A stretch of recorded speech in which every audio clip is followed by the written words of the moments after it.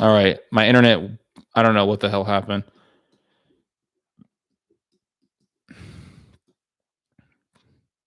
All right, Rusty. 4 people. All right, I got that Romanian internet, so it looks like we're working okay. Looks like we're doing okay, guys. I don't know what happened. Internet just is garbage here. You got 2 people up. Damn. We had 20 people on there and it just dropped to hell. Okay, but we're good now. Am I clear? We're not buffering right now. Got 4 people up on here. So you were talking about how bad Norway is? No, I was talking how bad Brazil is. Damn, I hope you guys didn't miss that. Okay, we're good. So we got 5 people up on here. So let's yeah, I was talking about why Brazil sucks and why you shouldn't live in Brazil because it's a shithole. I was talking about why Brazil is just a dumb is just absolute shithole country. Eureka, we're back. Yep, we are back. 117 Rebel. Brazil sucks, guys. It really sucks. Don't ever go to Brazil. It's one of the worst countries ever. Yes, the murder rate in Brazil. The murder rate in Norway is like way less than the United States. America, I don't know. America's a crazy country. We got a lot of violence here. Ahoy, Sister Tenacious. Yes. You got 6 people up on here.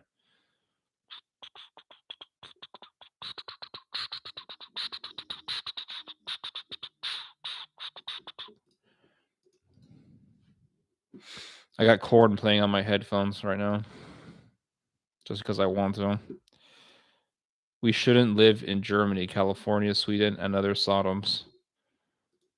I'm just saying, like, Brazil is a specific country you should avoid. Like, that is a country you should just avoid, never to live there. You can live in the United States, you can live in Germany, never live in Brazil. It's like living in South Africa. It's a terrible country. Yeah. South Africa. Here's the thing about South America that I don't like. And South America was not always this way. But one thing I hate about Latin America, okay, just coming from someone who lives there, okay, or not lives there, but used to live there.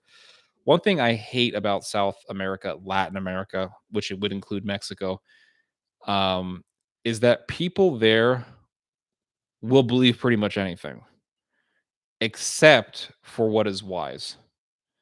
That's one thing I hate about Latin American culture, the Spanish speaking culture, is that they have this thing where, and I don't know how this came up in their society, but all of the garbage that Americans used to believe will dwindle down to Spanish speaking to Latin America. So it starts out in America. All these Americans will believe in it and all this garbage, and then they realize that it's bullshit, and then it just dwindles down to South America. That's how things work.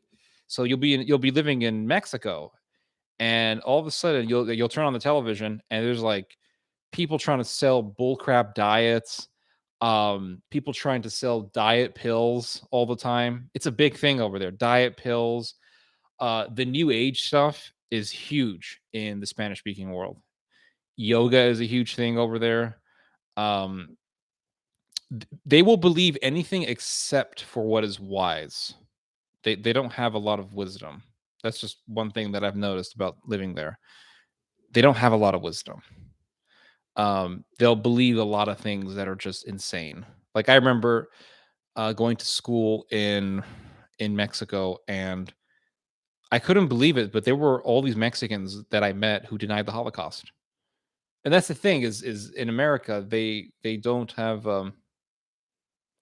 yoga. See, yoga is it's okay. Here's the difference. There are a lot of Americans who are involved in yoga. That is very true. But here's the difference.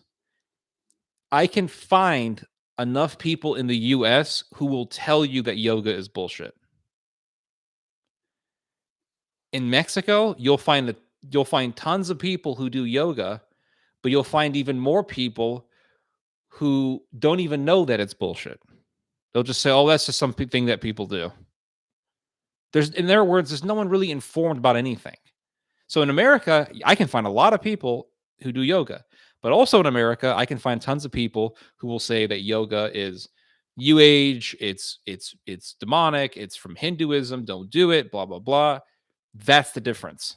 Whereas in Mexico, you can find like all these Mexicans who are like, "Oh, yoga, you see, it's amazing." Yes. But then um try to talk to anybody about anything over there. See, in America, I can talk to people about politics. I can meet people who are interested in politics or interested in current events. You don't find that in Mexico. You just don't. You can find a handful of people here and there who are into that kind of stuff. But most people in Mexico don't care, don't even know about anything. Like, they don't care. In America, I can find tons of people who are pro life. I can find tons of people who are fighting against abortion. In Mexico, not so much. Not so much. And that's why abortion has been pretty much legalized in the entire country just recently.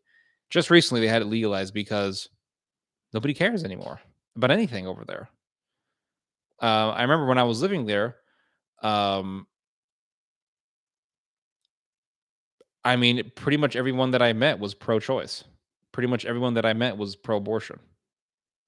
Pretty much everybody that I met there was like, yeah, yeah, women should have a right to do whatever they want. Pretty much everyone that I met there was completely indifferent to the gay agenda. Completely indifferent. I mean, they did not care. And that's why in Mexico, you can probably find more people who are either pro the gay agenda or they're just completely indifferent to it. Whereas in the United States, yes, there are many people who support Sodom, but there are plenty of people who are against it. So that's one thing I like about living in the United States as opposed to living in South America. Um, you can, like you can go to the Spanish speaking world and it's just, you'll find so many people there who will just believe in new ageism. They'll believe in whatever nonsense, uh, new age stuff that people feed them. And then if you tell them about Christianity, they'll say, "Oh, we hate that stuff." And there's so much of that. There's so much of that down there. I remember meeting a guy in Mexico who told me that he was angry about the fact that Catholicism is the religion of Mexico, that Christianity is the main religion in Mexico. And he says, "Well, why couldn't we have Islam as our religion?" He says, "Islam is such a cooler, is such a way cooler religion than Christianity." He actually told me this. There's so much of that down there. It's a very indifferent society. Very indifferent. It's the most indifferent society that I've ever been present in. Spain is very much the same, very similar. Not entirely as bad, but it's close. But when I was living in Mexico, I mean, I've never been in a country where everybody was just indifferent. They just don't give a shit. They just don't care. I remember in the town that I lived in, they had an election and some drug dealer won the election. This is right before I left. But I'm not exaggerating, some freaking drug dealer won the election and people voted for him.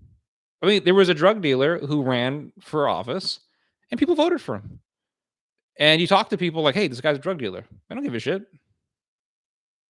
Oh, he's gonna bring the crime down because now he's gonna make a deal with the cartels, the narcos, and the everything's gonna go down. It's gonna be great. It's like, what? What are you talking about? There's no sense of fighting anything for a moral cause. That just it's almost non-existent there. It's almost non-existent. That's the problem with living in the Spanish speaking world. Um, you'll see a lot of people. Oh yeah, the Hindu gods, they're really interesting, because they have personifications of things that are really human, unlike the Christian God who's just not, he's totally disconnected from us. But the Hindu gods are like real personifications of human characteristics. That's how people are over there. They're either, usually, they are either subscribing to something that is insidious, or they are indifferent to the presence of that which is insidious. That's how they are over there. It's a very indifferent society. But before I got cut off, I was talking about the murder rate in Brazil. Just to read it to you guys again, in case I wasn't heard. The homicide rate in 2019, the homicide rate in Brazil reached 271 murders per 100,000. So, just to give you guys some perspective, in the United States, the murder rate is currently 5 murders per 100,000 people. So, for every 100,000 people living in the US, 5 people will be murdered. In Russia, the murder rate is somewhere around 9 people per 100,000. So, the murder rate in Russia is almost twice that of the US. The murder rate in Brazil is 271 people per 100,000. So for every 100,000 people in Brazil, 271 people will be murdered. That's insane. That's huge. The murder rate, Brazil is a giant crime scene. I'm sure there are areas that are very nice and there are a bunch of white people living there and it's clean and everything like that. But for the most part, Brazil freaking sucks. It sucks. I wouldn't even want to visit there. It's a terrible country. Terrible. In 2015, when the US constitutionalized gay marriage, there was a rally in Brazil in celebration of what the US did. 1 million people in just one rally in Sao Paulo, Brazil. That is Sodom. Okay. Brazil is basically Sodom and Gomorrah. Brazil sucks.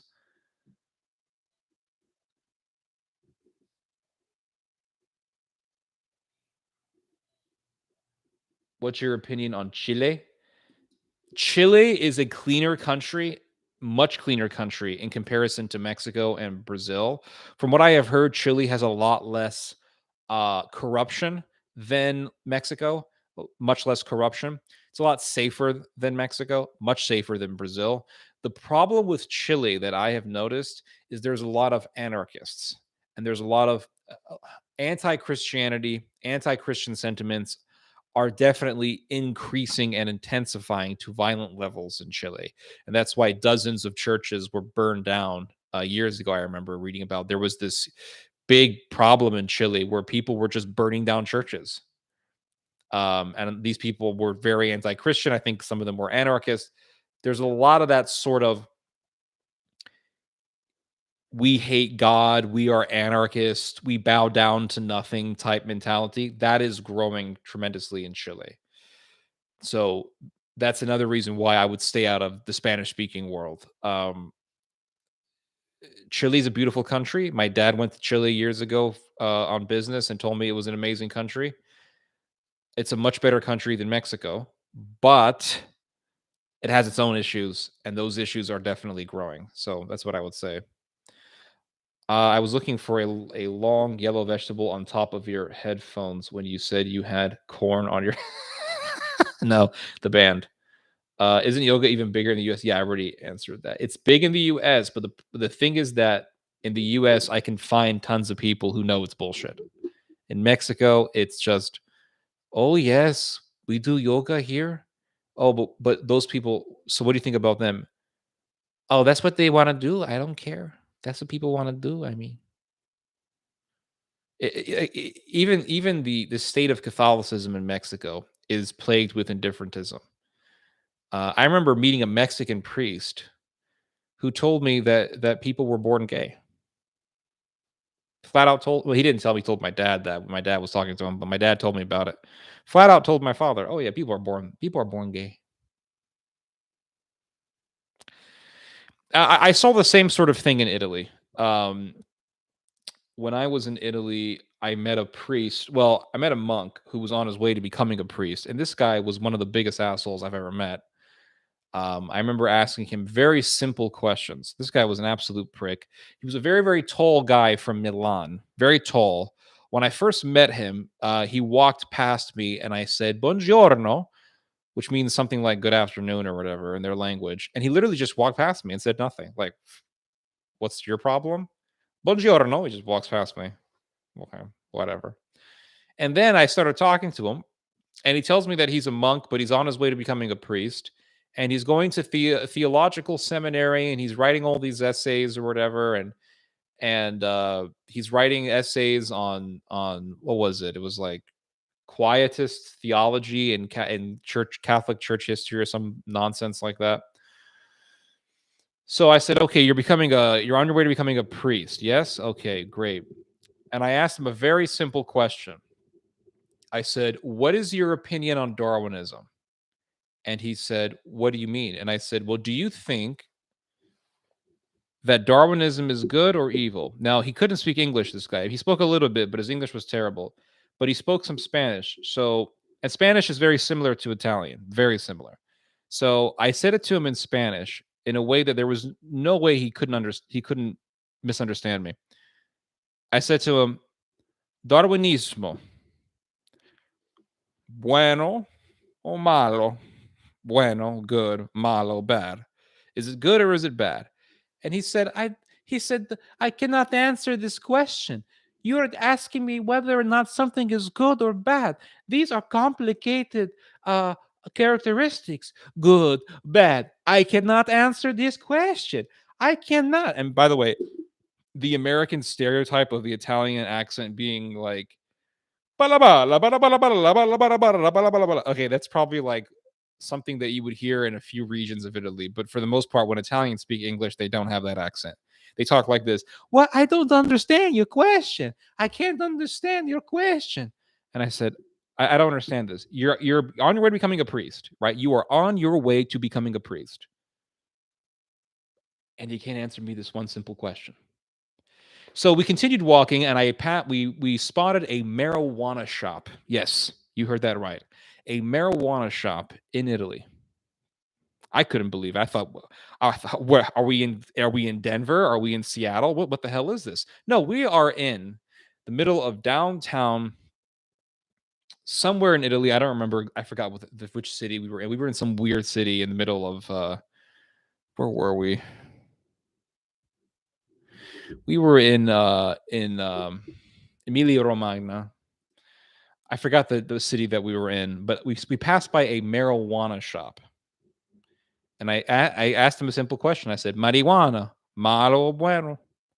You keep asking me these questions. I cannot answer those questions. Good or bad? It's very complicated characteristics, very complicated aspects. I cannot answer the question. I can't answer. I'm like, okay, you're a fraud. Okay, you are full of shit. I can't take you seriously. I can't take you seriously.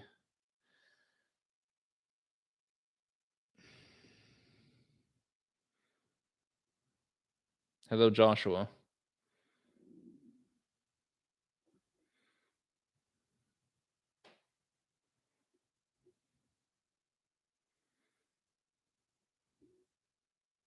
Do you still follow the cartel situation in Mexico? Once in a while, yeah, I'll look into it on the news to see what's going on over there. Thank you. I'm glad you liked the documentary. I worked very hard on it. So I'm glad. I appreciate that you liked it. I worked almost a year. Actually, about a year, I worked on it. Did a lot of interviews. I had to write tons of people. It was a big pain in the ass, but it was worth it. I love doing it. Yes, I did a video mocking Mexicans who think they're Jews. Very nihilistic society. That is the word. That is the word that accurately describes the state of Latin America. Yes, extremely nihilistic. There's no morals. There's no morals. I mean, there are people who have morals. Don't get me wrong, but there's no there's no sense of fighting for what is right in the Spanish speaking world. I didn't see it there.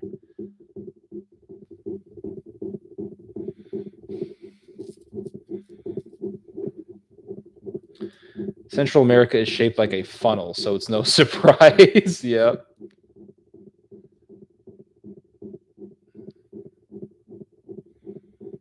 Yeah, the Freedom Convoy is a sign that tons of people aren't getting into the vaccine. Oh, nice, nice hike. That's cool. How long have I on this thing? 20 minutes. So yeah. Anyway, what's on your guys' minds? What's up? What's going on, guys?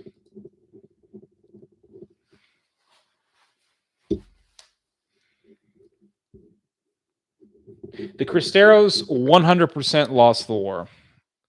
I don't want to say they completely lost. They won in the sense that they got the government to acquiesce and give more rights to the church.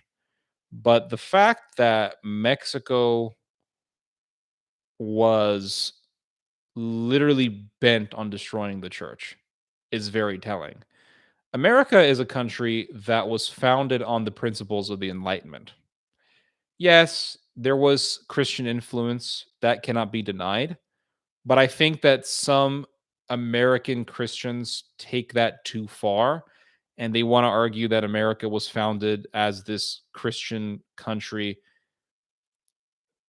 That is not really the whole truth. That's part of the truth. It's part of the truth of America's founding is that there was Christian influence. That is undeniable.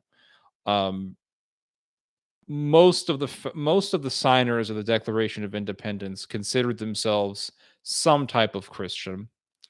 One of our founding fathers was Catholic.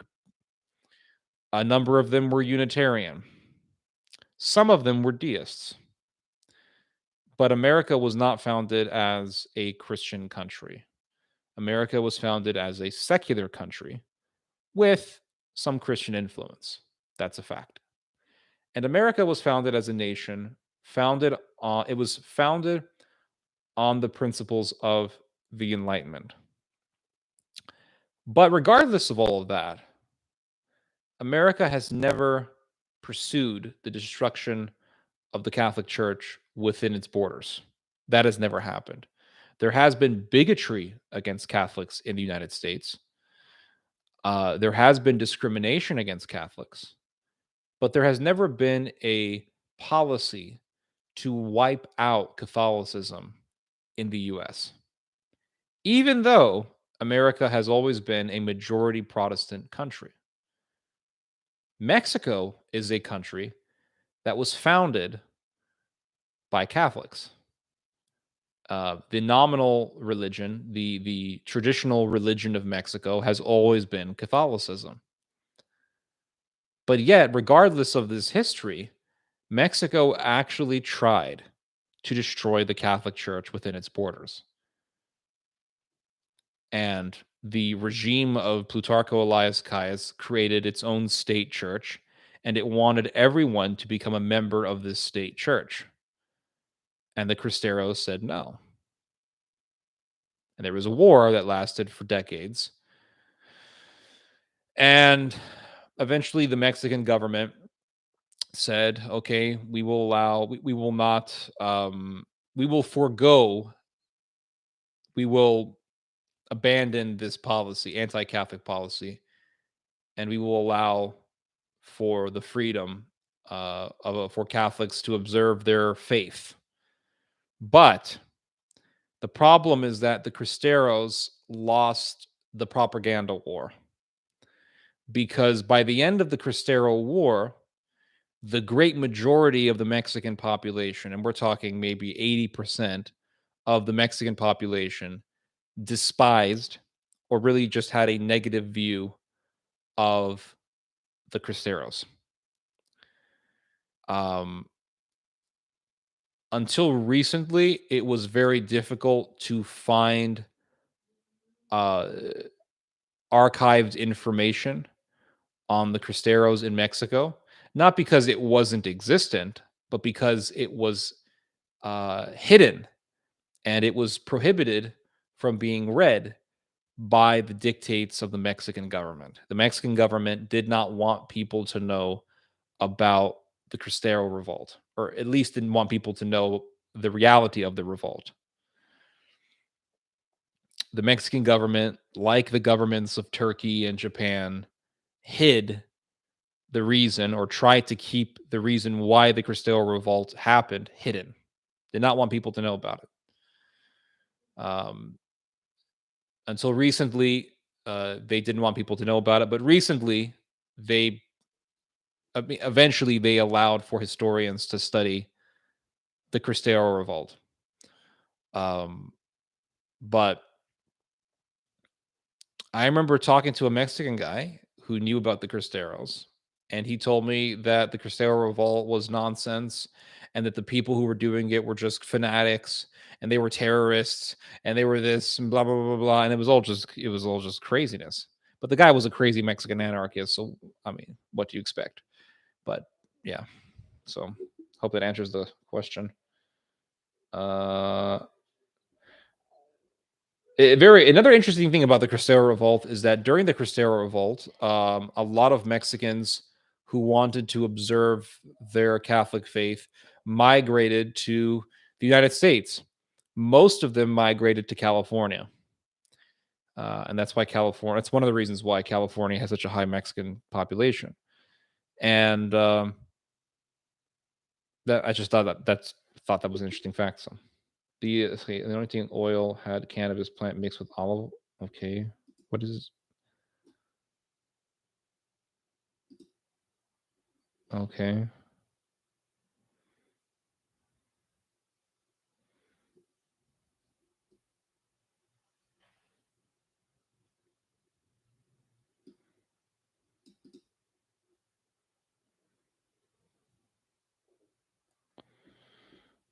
All right, man. Good night, our South African ally. Be safe. I know your country is a violent place. So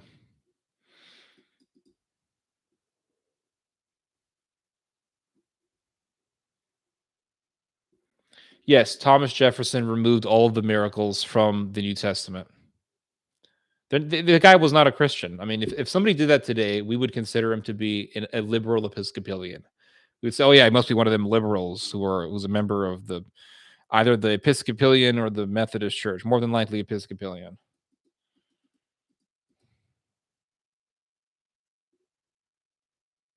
Yes, it was built for a Christian and moral people. Uh, but the founding fathers did not they did not put a system in place that would prevent anti-Christian policies from being passed because they believed in the idea of a living constitution that it could change. They allowed for the system to change. They allowed for the constitution to really adapt to societal changes. And that's why you have Supreme Court justices saying that there's nothing unconstitutional about abortion, or there's nothing unconstitutional about, well, not necessarily Supreme Court justices, but you'll have people saying, or state officials saying that it's okay to charge some Christian baker hundreds of thousands of dollars because he refuses to transgress against his own religious and moral conscience, and refuses to to make a cake for a gay wedding. And they say, well, it's against American values to not want to make a cake for a gay wedding. So we have two different interpretations of what it means to be American. One interpretation says that to be American means to be liberal. One interpretation says to be American means to be conservative. Now, you can argue that the founding fathers wanted America to be Christian all you want. The fact is that the nation that they left behind was built on a system that allowed for adaptations to societal changes and didn't really care about uh, ensuring that there is one unifying moral code that Americans can agree on, or that Americans should agree on. They didn't leave that behind us for us. And so what we're left is a country that is utterly divided, very divided. We don't even, and here's the thing is that um people will say that liberals are not patriotic. And that's not true. That's just flat out not true. You can be liberal and be very patriotic. In fact, there's nothing un American about being liberal. Just like there's nothing un American about being conservative. There's nothing un American about it because the founding fathers did not set a standard for what an American should and should not believe in. As long as your beliefs are not a danger to the cohesiveness of American society, uh, you can believe in whatever you want. You can believe in whatever you want. They didn't care. George Washington said that I do not care if someone is a Christian, a Muslim, or a Jew. Doesn't matter what people believe in as long as they don't really hurt anybody. The American belief system is basically based on the belief system of I think it was Mills, who basically said that you can believe whatever you want just as long as you don't hurt anybody. Um, that is the American what's the word for it? Ethos? Is ethos the right word? Let me look that word up real quick. Hold on. What does ethos mean? I've heard that before. Ethos. Yeah, ethos. Okay, sure. We'll go with that word. That is the American ethos. It's the American ethical system, which is believe in whatever you want as long as it does not hurt anybody. So you can be a liberal and be American. And you have liberals who are very patriotic, who will wave the American flag. Yesterday, I saw a guy with a T-shirt that had a big old American flag on it, and in the back it said, "Well, it had a big old American flag in the back, I think." And then on top of the flag, it said, "If this flag offends you, then I'll help you pack." Meaning, you should leave America, and I'll help you pack your luggage. And I just laugh at that mentality that this guy had because you will be hard pressed to find anybody in America who is offended by the US flag. The only place in America where people would be offended by the American flag would be maybe somewhere like a college in Seattle, a college campus in Seattle. Maybe they will be offended by the American flag, but for the most part, you will be very hard pressed to find people in the US who are actually offended by the presence of the flag. Conservatives in America have this idea that American liberals somehow hate the flag or they somehow hate America or something. They don't. They just have a different interpretation as to what it means to be American. They think that yes, I'm doing a live stream. Yes. What is that? Oh, thank you. Thank you. So they have a different interpretation of what it means to be American. They think that if you're American, you should believe in equal rights for everybody. And that means women having the right to choose. And if you don't agree with this, then you don't believe in women's reproductive rights. You believe that a woman can be raped and she must be forced to have the child. And this is how every single pro abortion argument is framed. If you ever tell a liberal that you are pro life and that you are against abortion, the first argument they will say almost every time is, so if a woman gets raped, should she be forced to have the child of a rapist? And I hate the way that it's framed because it's so dubious. Because no one's supporting rape here. Nobody's saying that rape is good. No one's saying that. But the way that they say it, like you believe a woman can be raped and she must have the child. Like as if someone who's pro-life just loves rapists or something. Like, yeah, rapists are great because they'll make more babies. Um and with that type of question, I mean, if you want to answer that question, you'd have to be honest and say, well, yeah, she should have the child. Because that child is a separate person. That embryo is a separate person. It's not the mother. And it's not its fault that that it was conceived in rape. It's just not the case. You have to be you have to be brutally honest with people. Because if you're not honest with if someone gives you that question, you have to be brutally honest. Because if you're not, then they're going to they're going to capitalize on that, and they're going to press further on you. Because if you say something, if you start to hesitate and say, well, let me think about, well, you believe this, you believe that, you believe this. It's like when I used to do debates with people on my thoughts on Sodom, and people, do you believe this? And I would say, yeah, I believe that. Do you believe? Yeah, I believe that. And once you say that you believe in that, then what are they going to say to you? You hate women or something like that. Well, at that point, you can just laugh at them because it's a bullshit argument. It's not an argument at all.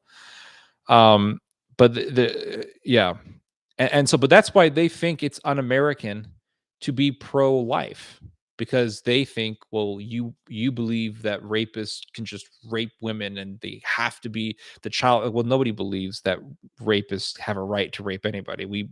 I think that rapists should be killed. That's what I believe. I think rapists, if you are a rapist, you should be executed. And then we'll have less rape around. And then we don't have to deal with this bullshit argument anymore. It's like, well, you believe in rape? Well, in fact, if somebody, here's a great idea. If somebody gives you that argument and says, do you think that if a woman is raped, she should be forced to? Actually, I think first you should say, she should have the child. Yes. Okay. Get that out of the way. And then before they start go, oh my God, you say, I think that rapists should be executed. I think rapists should be executed. I don't think rapists should be out and about in the streets. I think they should be punished. That way, when we kill rapists, when the government does capital punishment for rape, then guess what? We'll have less rapists around, because then because if people want to rape, they're going to be scared that they're going to get arrested and killed. Then they'll think twice before doing that, or they won't do it at all because they're terrified. They'll be terrified of the state. Remember what the Bible says about the state, that he is a terror to evildoers. The state should be a terror to evildoers, including rapists. Then we'll have less rapists around, and then we'll have less women getting pregnant by rapists. And then you can flip it on them and say, do you think that rapists should be executed? Well, no, I don't believe that, because almost there are plenty of people who think rapists should be executed. But the problem with America's justice system is that the justice system does not have rapists executed, just like it doesn't have pedophiles executed. And that's bullshit. But they think that rapists should serve 6 years, 7 years, or whatever, and they should be allowed back on the street, which is insane to me. But we should have the death penalty for those people. That way they'll think twice before ever doing anything evil like that. And I'm going to get someone on here telling me that I'm against the salvation of rapists or something like that. But then you could say, well, do you agree that rapists should be executed? Well, no, I don't think so. Oh, so you think that they should just be put in prison for 6 years and be back on the street so they can rape more women? So you believe, do you support the rights for rapists to be running around the streets? Do you support the rights of rapists to be able to be living amongst us? Is that what you're saying? Is that what you're telling us? And then you can flip it on them and put them on the defensive, and then they're forced at that point to defend themselves. Then you can laugh at them and be like, huh, you don't even believe in justice for women. You hate women. And then you could do exactly what they would do. You're such a sexist. You don't believe in protecting women.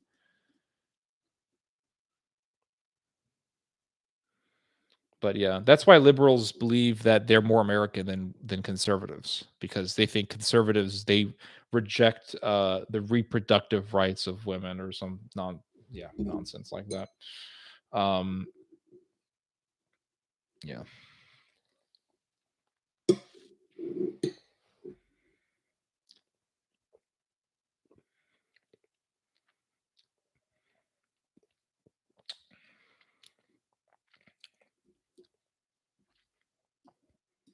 I love when people say, "Oh, look at all these people on death row who have found Jesus." I'd be like, "That's great. You're going to meet him soon. Awesome." Chemical castration punishment for rapists. Okay, that sounds fair enough. Then they'll never do it. Then they can't ever rape again. And that's another thing. You can ask liberals if they bring this rape argument. You can say, "I think rapists should be castrated." Then we'll have no women will ever be impregnated by a rapist who's castrated. That's never going to happen. So just have them castrated. Do you agree with that? Oh, I don't agree with that. Oh, then put them on the defensive.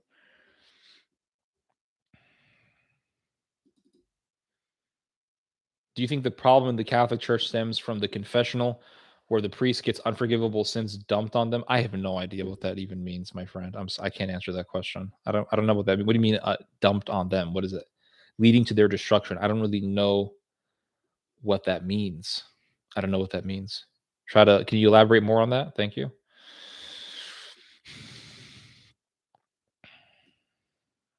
After the video, do I get a random early 2000s nostalgic music video? If I do a video and I feel like, hey, I feel like that this video it gives me nostalgic sentiments, then I'll put a nostalgic song for you. Okay. Liberal revolution. Yep. Ethos. Ethos. Yeah, freedom to do religion, establishment of none. And I understand why they would make America that way, because America is a very religiously diverse country. It's always been religiously diverse. So it makes sense that we would um, not have established religious order, because it would divide the country up violently. It would not help. Um,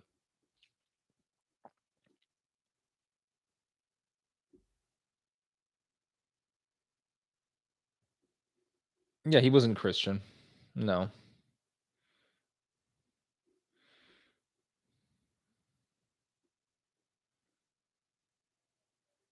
Yes. Yes, and I played the Photograph song for you. Didn't I play Photograph for you? Or I'll give you a song, okay? If I haven't done it, then I'll give you a song. Executing a rapist is merciful. Yep. Up, up, up, up, up.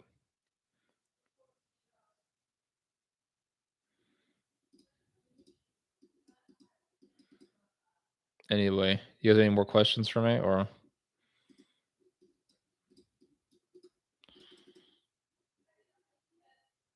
uh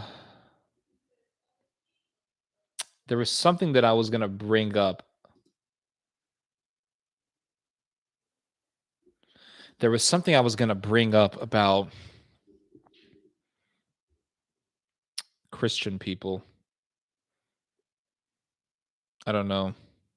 Do you guys ever look back of the do you guys ever look back to the years of your life and you say, this was the year of whatever. This was if do you ever categorize each year? Like, this was the year of blank. This was the year of something. Like, this was the year that was depressing. So this was a depressing year. And I kind of see an individual life like the life of a country. So, for example, or the life of multiple countries.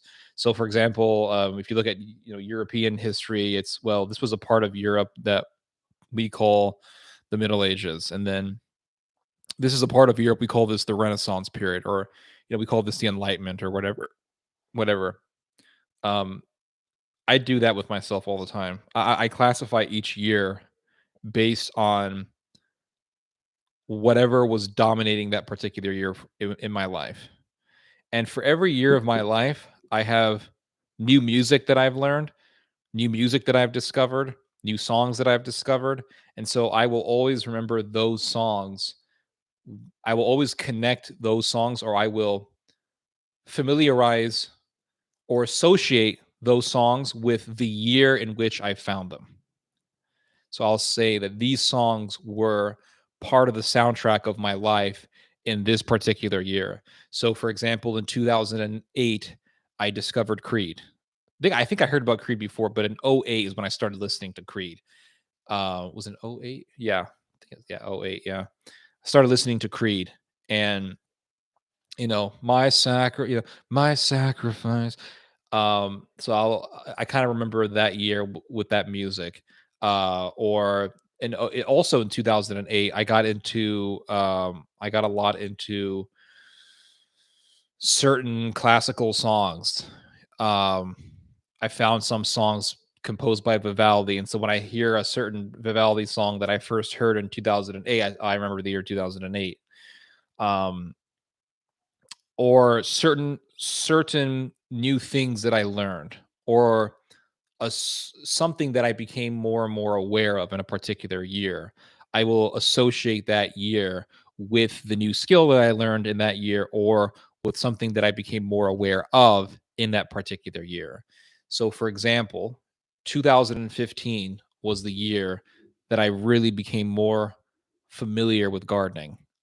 It was a year that it was a year wherein um, I became more uh, skillful or I became more aware of how to garden.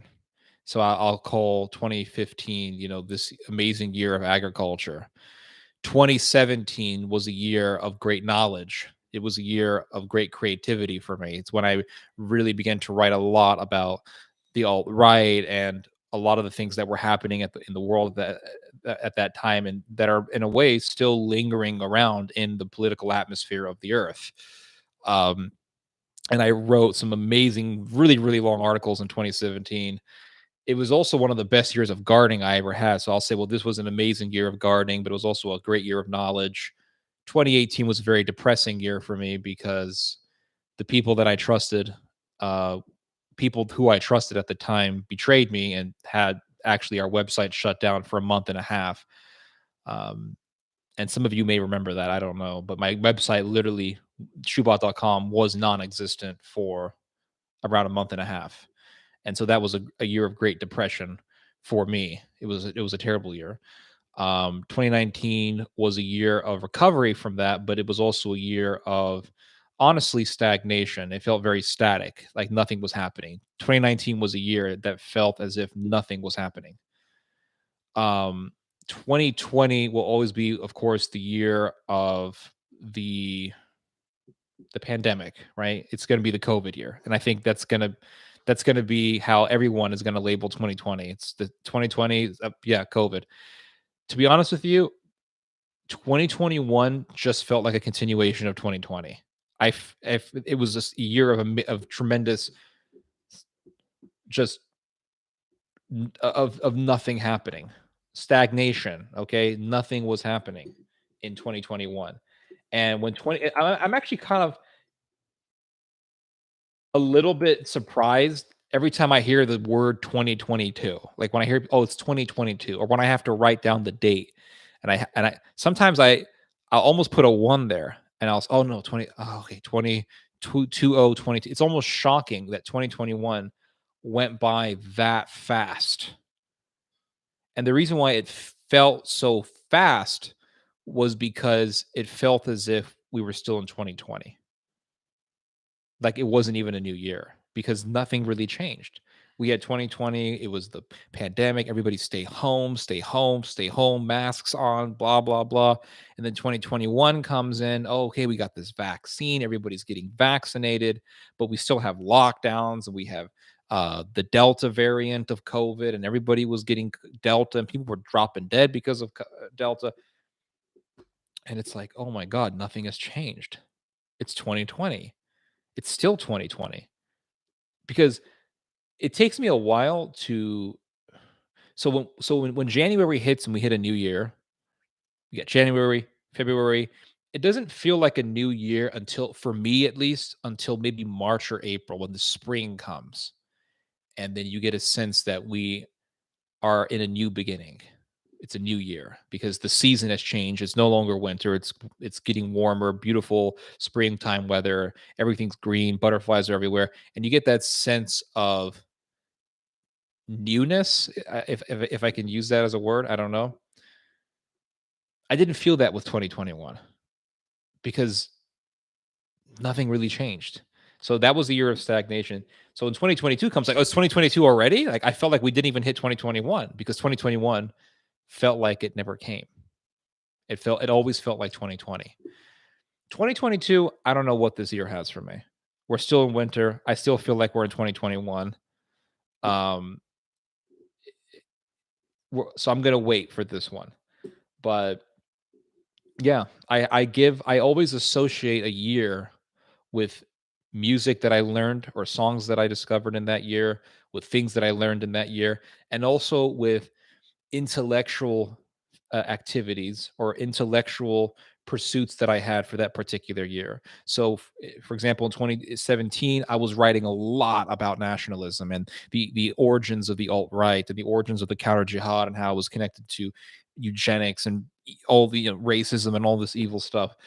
Um, Going back, I can go all the way back to 20, or I can go all the way back to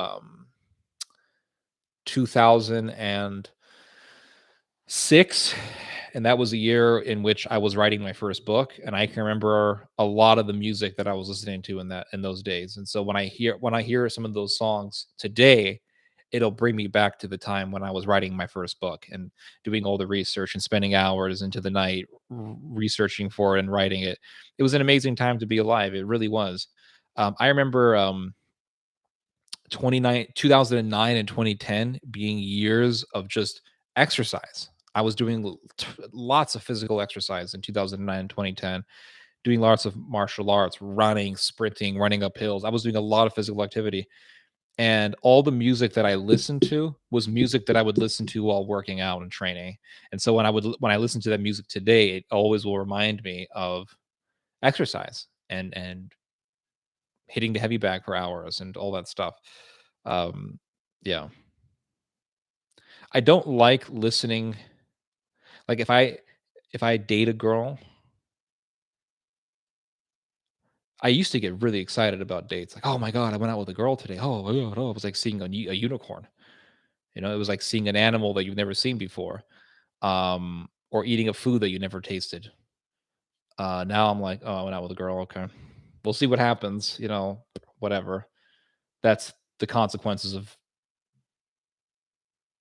being in the early middle part of your life, being in your early 30s. Um, and so when I hear people say, "Oh, I can't listen to this one song because it reminds me of this girl that I knew," and blah blah blah, I don't have any of that. I don't have any of that because when I date a when I date a girl, all the music, I'll still listen to music, but all the music that I listen to, I associate with other things. I don't associate it with love at all. I used to, but not anymore. So I don't have that. I don't really I mean, I understand why people have those types of sentiments, but I've never experienced it myself. I used to experience it because when I would go out with a girl, oh, I met this girl today. We went out and blah blah blah. We had McDonald's. Oh my god, you get so excited, and then you listen to some music and you're listening to the music and you're thinking about her, and so then you listen to the music again when nothing happened, and it was it, w- it wasn't a failure nor was it a success. It was just nothing happened because she never wanted to go out with you again, or maybe you had a second date and then she realized, okay, this is not going to work out or whatever. And then you listen to the song again and you're like, oh my god. But because you only knew her for such a brief amount of time and you only went out twice or something, um that emotion that you familiarize with the song loses all of its effect. So you never really have that problem. But you have people who have been who've been in relationships for years. You have people who've been on this who will be on uh who will be on in a relationship for many years. And so all the music they listen to in those years, they will associate it with their romantic interest or with their girlfriend or boyfriend or whoever. And I said whoever. I don't believe there's more than two genders. Okay, so relax. And so when it doesn't work out because they were with this person for years, that music has much more of a psychological effect on them, and they become sad when they hear it, or they don't want to hear it ever again, or whatever. But yeah, those are my thoughts, guys. Natural flow of consciousness. I can't believe I have 25 people on stream right now. This is at this time of the night. It's pretty cool. Have you ever heard of Rollo Tomasi? No, I have not.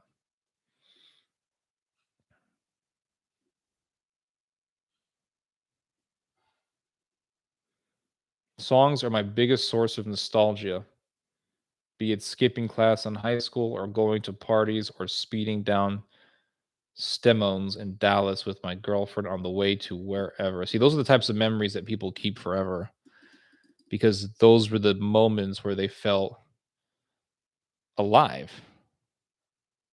you know?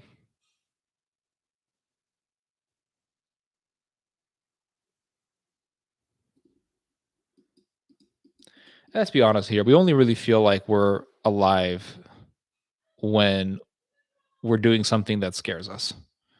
Let's be real here, guys.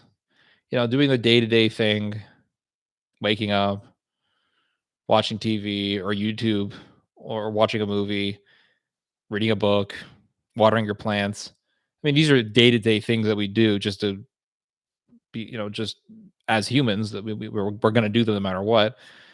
Um, Going to work or whatever, and then that's it. But those things don't make us feel alive. They don't make us feel excited. They don't make us feel invigorated at all. Truly, truly, what makes us feel invigorated, what makes us feel energy at almost to a level of ecstasy, is when we do things that scare us. That's it. If you or when we are in the middle of an activity that we thought we would never do. Like for example, some men think they can't get a girlfriend. Then they get a girlfriend and they feel like they're on top of a mountain. They feel like they've just climbed Mount Everest. Uh and they get into a car with their girlfriend and they speed down the street and they never forget that memory because that was a time when they did something that proved or validated their existence. This is why men get so depressed when they don't have a girlfriend because they feel as if they have not justified their masculinity or they haven't proven their masculinity. They feel like they have not validated their existence as men because in their minds they have been unable to attract a mate. But then they get a girlfriend and they realize that it's not the end all be all of everything, or they get a girlfriend, they feel super excited, and they get in a car and they're playing music and they're driving with her and they feel like, oh my god, this is like a movie, and they feel like they're on top of the world because they're doing something that they were either too afraid to do, or they were too afraid to pursue, or they're doing something that they thought they would never get, and they feel like they're alive. That is the reality of human psychology. It's only when we're doing something that scared us or that we thought we could never do when we truly feel that we are human. That's just the reality. You can't feel energy, you can't feel invigoration unless you truly do something that scared you. Like when I confronted that priest in that cafe, when he ran out of the cafe, I felt amazing excitement. When I went to his church and confronted him, I loved every moment of it. I loved every moment of it, guys. Um, yeah. Or when you ask a girl out and she says yes, ooh, that was like a drug. Now, if she says yes, okay. If she says no, okay, because I'm at the point in my life where I can play video games and I feel totally fine. It's not the end. It's not the end all be all, and I don't. And I've come to the point where I know that having a girlfriend doesn't justify my existence or validate myself as a man. It doesn't. And what convinced me of this, or what brought me to this realization, was when I met enough men who were in relationships who were absolutely miserable. You say, well, wait a second. All these men are miserable. Their girlfriends or wives or yeah, their wives are making them miserable. How does this validate their existence as men? And this idea that a woman can validate your masculinity is something that was instilled into us at a young age. We were told when we were young that we have to get married. Or, and this is probably much more psychologically potent, when we watched movies What happens in every single film that we watched? It was the guy gets the girl. And by getting the girl in the end, he has the victory. It was the nerd who's getting bullied gets the girl in the end. And by getting the girl in the end, he is no longer the nerd who's a victim. He is now the victorious one. So watching all these films, I think brainwashed us to have this mentality. And that's why you have men who are depressed and they're watching MGTOW videos on YouTube because they want to they're frustrated. Why can't I get a girlfriend? Why can't I do blah blah blah blah? And they don't come to the realization that the reason why they're thinking this way is not because it's not because they can't escape that psychology because it's in their genes because it's part of this innate desire. Of course, it's an innate desire for a man to want a woman, but this idea of being depressed, this knee jerk reaction of falling into depression because you can't find a woman, that is the result of years of decades of brainwashing. You don't have to feel depressed because you don't have a girlfriend. You don't have to be sad. You don't have to be frustrated. You don't have to be angry. You make those decisions because you have this paradigm in your brain that tells you that you are a loser if you don't have a woman. And you don't have to listen to that voice in your head. You don't need to listen. And once you come to the realization that it's bullshit, then that voice in your head will also disappear. And by voice in your head, I'm not talking about an actual voice. I mean that figuratively. I'm talking about the paradigm that has been built into our minds as a result of years and years of social conditioning that associates finding a girlfriend with being a man, a real man. I think that's just bullshit.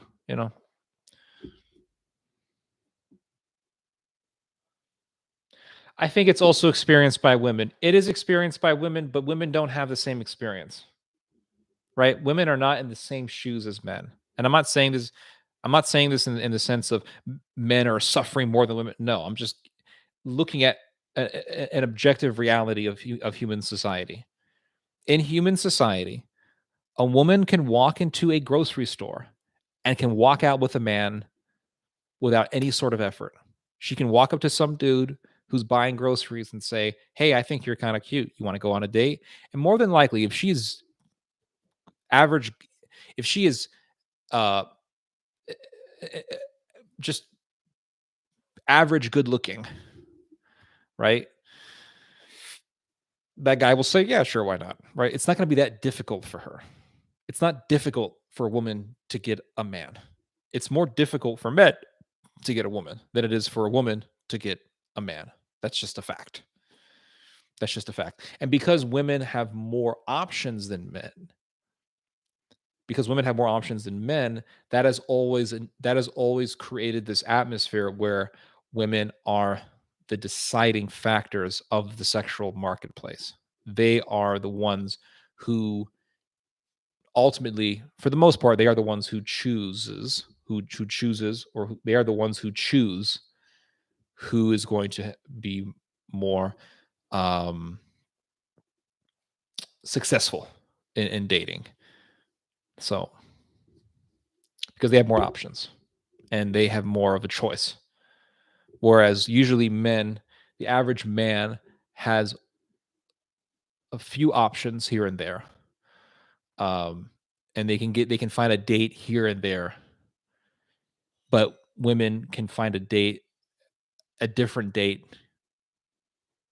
every week at least. Even a really ugly woman can find a man pretty easily. I mean, I'm assuming most of us here are conservative, and most of us here have heard of Jordan Peterson.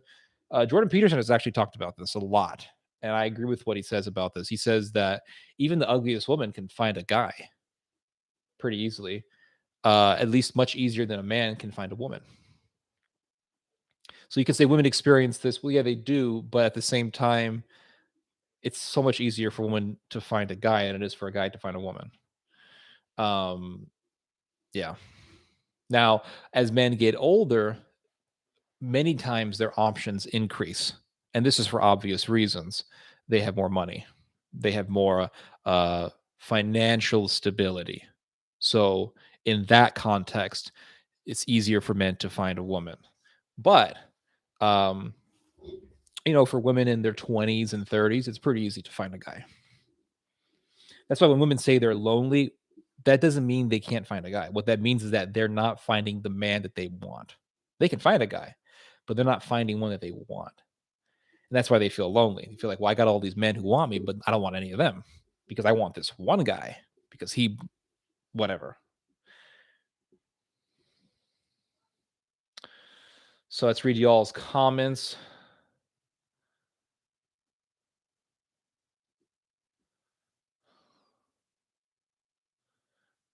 When you're out in nature,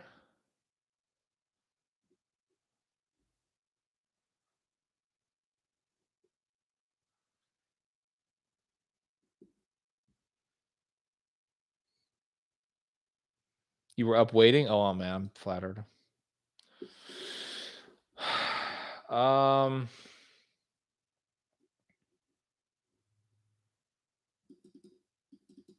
thank you for that, 117 Rebel. Um,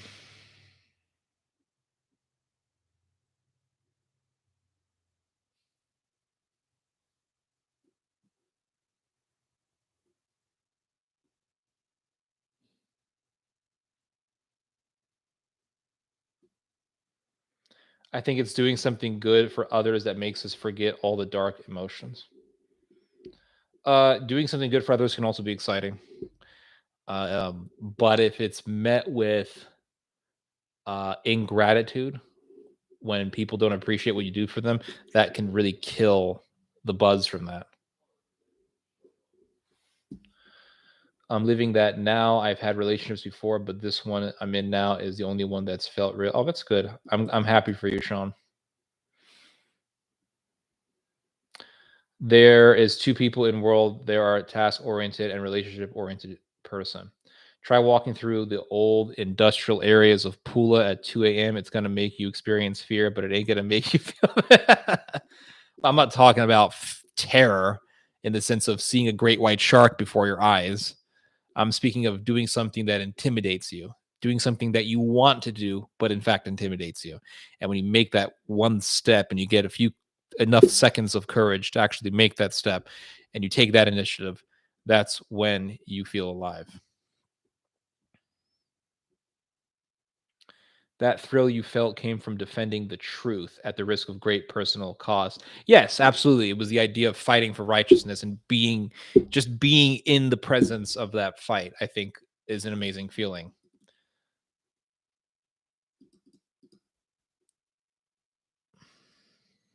Too focused on marriage,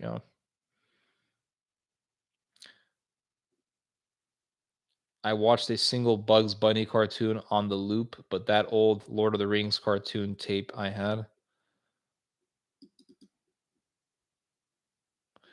Lord of the Rings cartoon? What? Did that even is that real? I didn't know they had a cartoon for Lord of the Rings. Okay, Chopo, you grew up in Croatia. Okay, people, I don't know how it is in Croatia. In America, everyone's watched all the movies about the nerd who gets the girl. I don't know how it is in the Balkans, okay? You missed out on proper I kind of envy you. So all back again to our respective choices.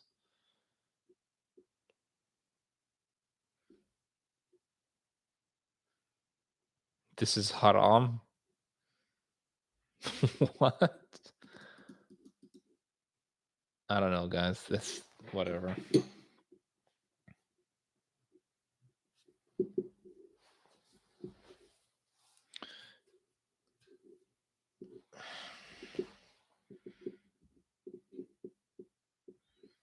Anyway, we got 28 people on stream. That's not bad. What does haram mean? Haram means sin. Like it's a sin. There was a 70s Lord of the Rings cartoon. It was terrible. Oh, damn. Where? Okay, I did not know this, guys. Lord of the Rings cartoon? This is new to me. Speaking of cartoons, actually, no, forget it about cartoons. Did any of you guys ever watch the old Batman movie with Joker, and it had Jack Nicholson playing Joker. Have any of you guys ever seen that Batman? I've watched that film so many times, and I watched that film many times growing up. That movie, in my opinion, that film had aspects to it that were better than the Christopher Nolan Batmans. And there were aspects to Jack Nicholson's Joker that I found to be more interesting than the Joaquin Phoenix Joker. Now, don't get me wrong, Joaquin Phoenix Joker was creepy. The Joker and the Christopher Nolan one was also creepy and was also very, very well done. There was this one scene when Joker kills Bruce Wayne's parents, and the way that Jack Nicholson does it and the way they directed that scene, it was so creepy. Freaking Jack Nicholson comes in through the dark. He's that evil, sadistic smile. He kills Bruce Wayne's parents, and he's like, "Have you ever danced with the devil on the pale blue night?" Oh my, creepy, creepy, creepy. See you around, kid. Puts a shiver down my spine. I have seen that. Yeah, just watched it the other day. It was really well done.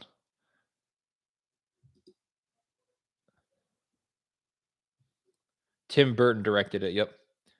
Pale Moonlight. Yep, that's the one. That scene was so there was the Christopher Nolan Batman that had um the scene where Bruce Wayne's parents are killed, but they're killed by some thief, and Batman somebody eventually shoots him in the courtroom, and that's it. It's pretty anticlimactical. But then when you see Tim Burton's Batman and Joker kills Bruce Wayne's parents, and he has that evil face, and the way there's no music in it. The way they did it, it was just so dark. It was perfect. I mean, the Joaquin Phoenix one, that that Joker was good. Don't get me wrong, but the scene where I mean, listen, it, Joker is always associated with Batman. So the point at which Batman overlaps with the Joker is the killing of Bruce Wayne's parents. I guess is that even the traditional story? I don't know. Is that canon? I don't know. But traditionally, I mean, in the world of cinema and Batman, in the world of Batman movies, Batman's parents being killed, it's like the big significant part of Batman's life, and so they put it in the Joaquin Phoenix movie. And when you put that in the Joaquin Phoenix Joker, it needs to be significant, and it's just the way they did it. It just seemed like it was rushed. They got a random guy. We don't even know who this person is in the film. He just decides, I'm going to shoot Bruce Wayne, and Bruce Wayne's parents are coming out of a theater in the middle of a riot.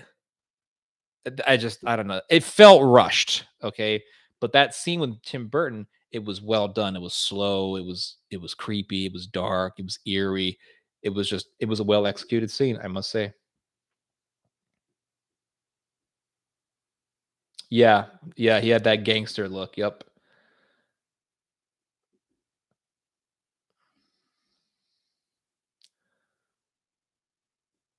Before he's becoming Joker. Yes. Oh, yes. When they go into the room and they play that music, the funniest man you've ever seen. And Jack Nicholson takes the book of the woman's artwork, and he's like, crap, crap, crap. Oh, I like this one. The bodies. And he's just having this like sadistic moment where he's admiring photographs of carnage. The plain Coors, it's so much better than Coors Light. I do like plain Coors much better. I don't like light beer. I think it's kind of gross. You never rub another man's rhubarb. Oh, I love the scene where Joker is giving people free money, and he's like, "Money, money, money. Who do you trust?" And he goes like, "Me. I'm giving away free money." And where is the Batman? He's at home washing his tights. It was very well done. That was the first really good Batman movie. The Christopher Nolan Batmans are really good. Here's one thing though that I hated about the Christopher Nolan Batman movies. The one with Bane was excellent, but there is one thing I hated about that film. Catwoman. What the hell? Catwoman is in that movie, and they have this little girl. She's not young. I mean, she's not in the sense that she's a young girl, but they have this girl who's playing Catwoman, and she's doing like spinning back kicks on men quadruple her size, and she's doing like Aikido wrist locks on these giant criminal males. It's just, and she has cat ears on her head, like she's in a Christmas party. That was garbage. Complete garbage. That was just stupid. Why do I hate developing countries? I don't hate developing countries. I hate the fact that they don't really prosper. They captured all of your resources. Oh my god. Yeah, okay. We know they captured their resources. There were countries outside of Africa that have there are countries that have been through absolute hell and are still very successful. China went through absolute hell under its civil war, communism, Japanese occupation. Tens of millions, hundreds of millions have died in China, and China has recuperated. Israel went through the Jewish people went through the Holocaust. They went to Israel. They made Israel a powerful country. Um,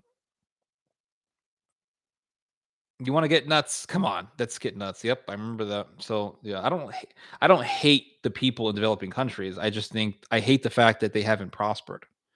Why haven't you prospered? Africa has tremendous amounts of resources, and yet they still have so many problems that are the result of people's individual choices.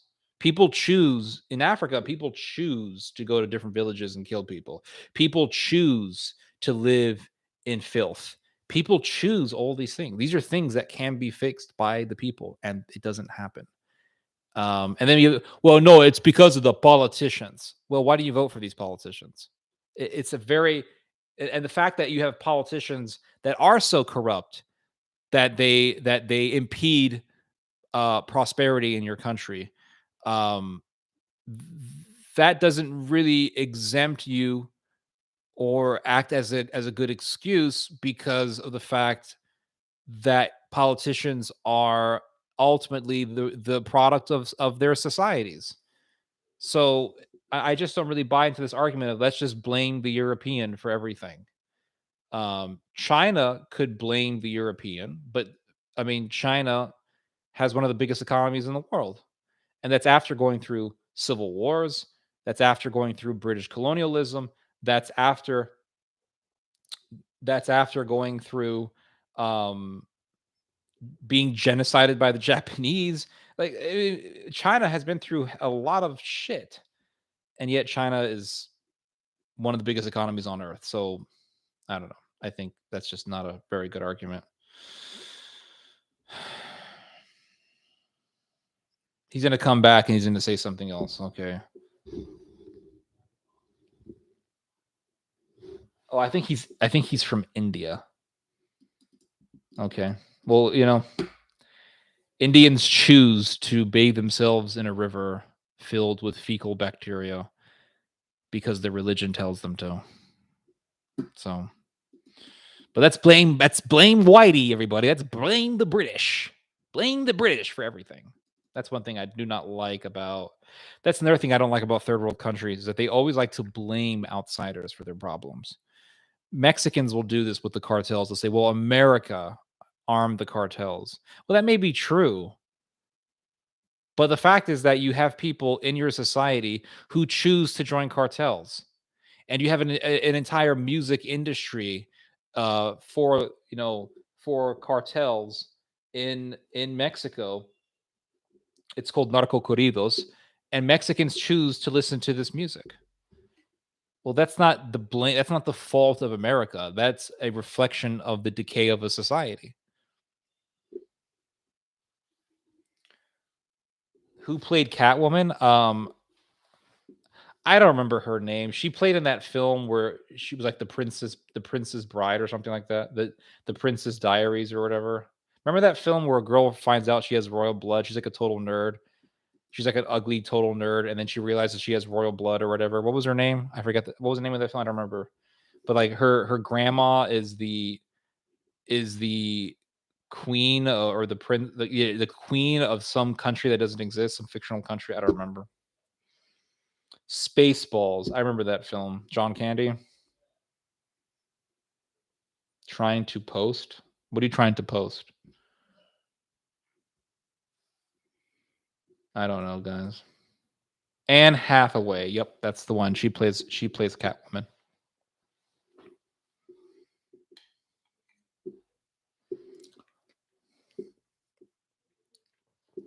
You're Jewish? Damn. Hope it helps you.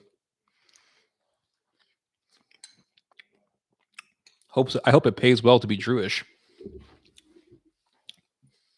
You guys get a settlement out of that or something? Let's blame Whitey for everything. The reason why we have cartels, sir, is because of America. America, they armed them. They trained them. Okay, well, what about the fact that you have videos of cartels literally chopping people up to pieces while listening to narco corrido music? I am not joking. You can actually see this on the internet. There's a video online. I do not recommend that you watch this, but it's a video of a man that's being hung from his feet. Okay? His feet, his legs are split open. His legs are far apart from each other, and they are sawing this man down his genitalia, from his genitalia down to his torso, literally slicing him in half. And the man is screaming in pure freaking agony. And then as they're killing this man, from loudspeakers is playing narco corrido music. Now, you can blame America all you want, but those people in that video doing that carnage, that murder, they choose to do it. They choose to do that stuff because they love killing. They're sadistic bastards. That is not the fault of America. That is the fault of that is the reflection of a decayed society. When you have Mexican women, my cat is right here. When you have Mexican women who date guys because they're part of cartels, that's not America's fault. That's not anybody's fault but their own. If you want to marry a criminal, you have mental problems. You're insane. That's not Whitey's fault. That's not America's fault. That's a reflection of your own insanity.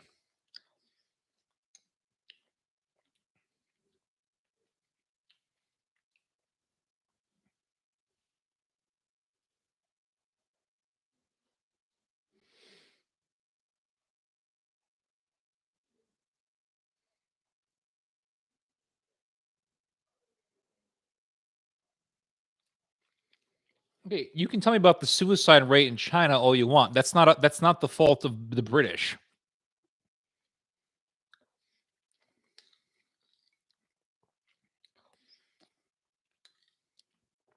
My cat wants my ice cream. Don't worry, sweetheart. You'll get ice cream. The British, the British. It's the fault of the British, I tell you. The British, they came here 200 years ago. Just leave me alone, kitty.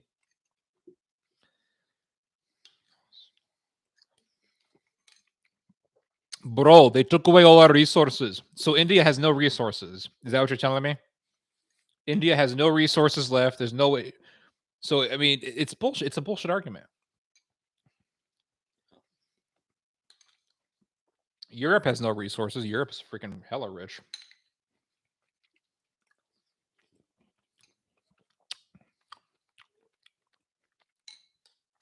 Yeah, but Heather, we're not talking about the Communist Party. We're talking about whether or not it is justified or if it makes sense to blame the British for their former colonies' problems. That's what I'm saying.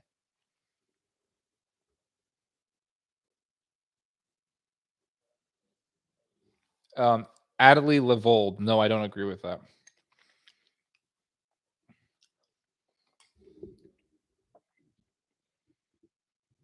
Chopo, you should become a British nationalist. You should run around with that British flag and say that England should control Croatia. No, I did not make my own ice cream. I ain't got no time for that.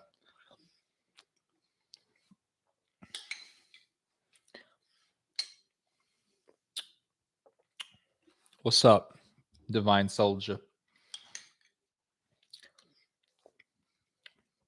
Somebody told me that I can now do, because I have 1,000 subs, I can now do super chats. I don't plan on doing that until I get unless I have a huge audience. If I get a huge audience, hundreds of thousands of people, I'm like, okay, I'll start asking people for money.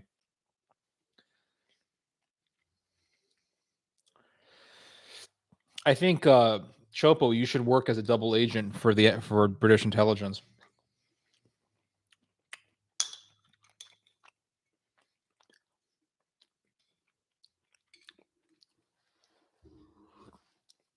Okay, kitty cat, here's your ice cream. Go ahead.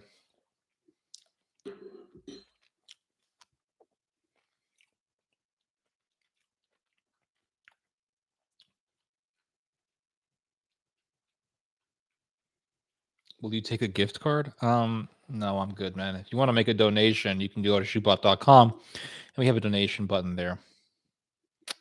But if you want to do that, I really appreciate it. Are you a Blue Bell fan? It's all good. Blue Bell, generic ice cream. Ice cream's good, man. I don't really care who makes it. Ben and Jerry's, whatever. Yeah, it's all good.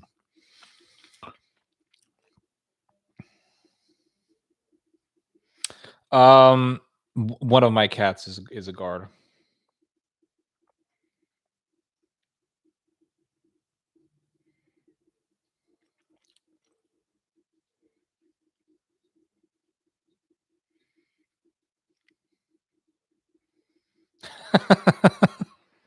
Is that a Croatian supermarket? What can I get over there? Can I get kebabs over there?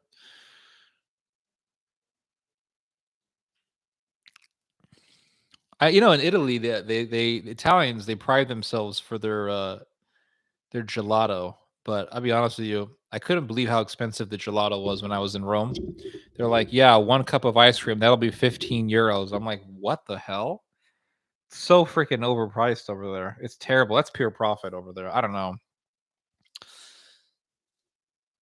You cannot? Oh man. Theo, can you make a reaction video to my tribute to Christian boxers? I'm good, man. I don't really talk about boxing. Not a boxing expert. I wouldn't be qualified to talk about boxing. I'm a fan of boxing, but I'm not qualified to talk about the technical aspects of pugilism. Pity. Oh gosh.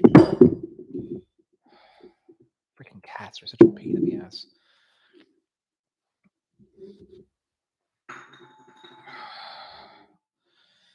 You want ice cream? They want it. You're eating sardines. They want it. You're eating any kind of fish. They want it.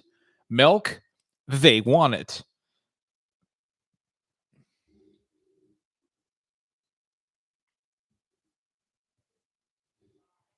Oh God, we have the Hindu nationalists now. Homelessness in California. Well, since I was born in California and I lived in California for the first 14 years of my life, I can tell you right now that the homelessness problem in California has nothing to do with the economy and has everything to do with the drug problems in California. People choose in California to be homeless. You can get a job anywhere. You can go through the struggle and you don't have to be homeless. That's bullshit. Yeah. So if you want to use that argument with me, that's just not going to work. It has nothing to do with the economy. Why there are homeless people in California? People choose to be homeless. They have drug addictions, and they don't want to do anything with their lives except take drugs. So they just beg for money. They get enough money, they buy drugs. That tends to be what happens over there in California. California is still way better than India, if that's your argument. If you're defending Mother India here, California, I would choose to live in California over India anytime, anytime. And that's why so many Indians move to California, because they want to be a part of the big tech industry there.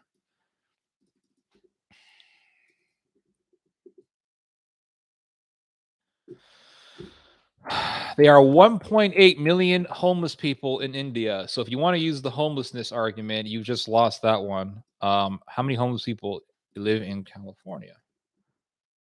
California homeless population.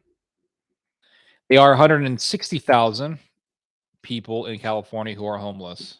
Um, but there are over a million people in India who are homeless. So I don't know.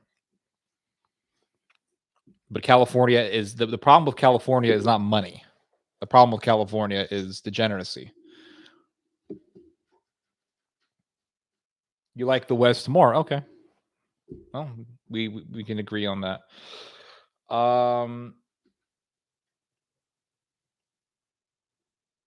They looted $45 trillion from India. So India can't make any money, or what?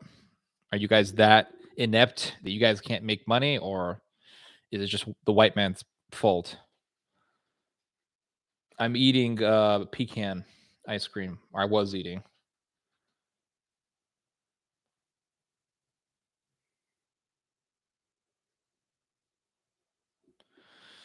Um, yeah, they value crack. That's right. They want cocaine and they want meth. It is the fault of the British, I tell you. I tell you right now, it is the fault of the British. That is why we have one of the shittiest countries on the face of the earth. Um, a lot of it is happening to those who aren't druggies or of criminals. It's happening more due to insane high housing prices.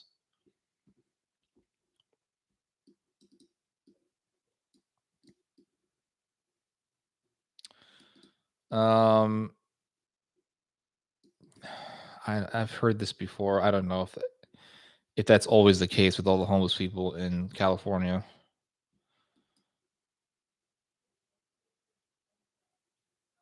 Here's an Indian man who agrees with me that the British were better rulers than the Indians.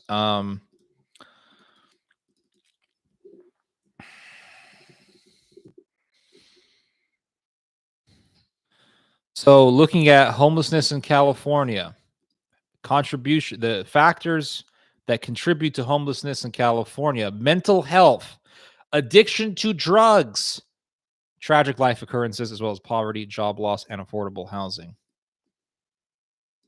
There are people who are homeless who've escaped homelessness. It's not impossible. They can get out of it. America gives you it has opportunities for those who want to get out of it. I don't know. I don't know how they do these studies. I think they make a general analyzation of some sort. Sometimes you can't trust your own people. I agree. Um, yeah. How could you possibly know how many homeless you have in your country? There's ways that you can estimate that.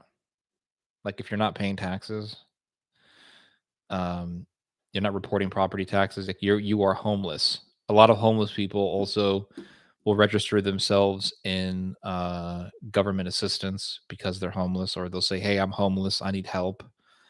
Um, I mean, there's ways that you can count these things.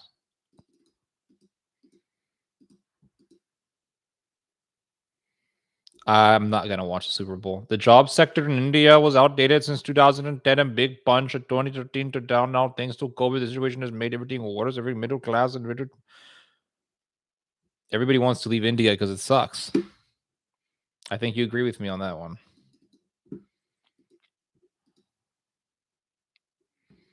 California has a huge mental health problem. We have tons of people with mental health issues.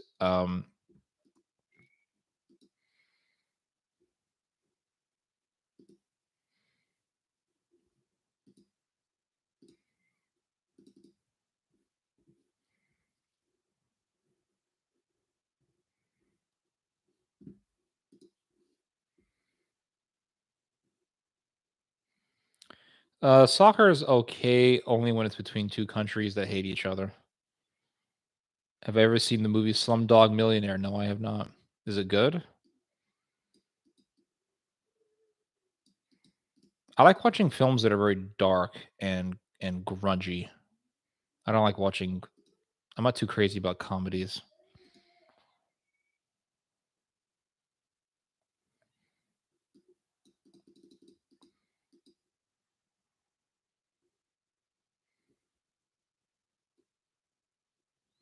Oh, it's dark and grungy. When I hear Slumdog Millionaire, that sounds like a comedy.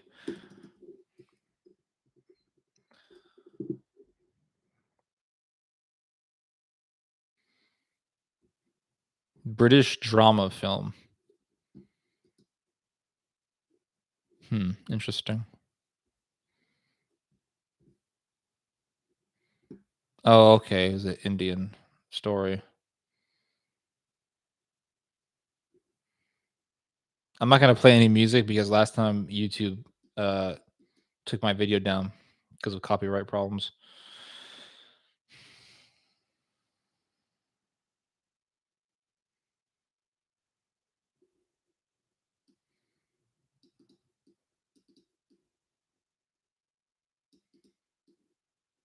Heather Green, how do you suggest that we better the or that we change the economic atmosphere to where American laborers will be paid more? What do you think we should do? Because I'm not really that much of an economist.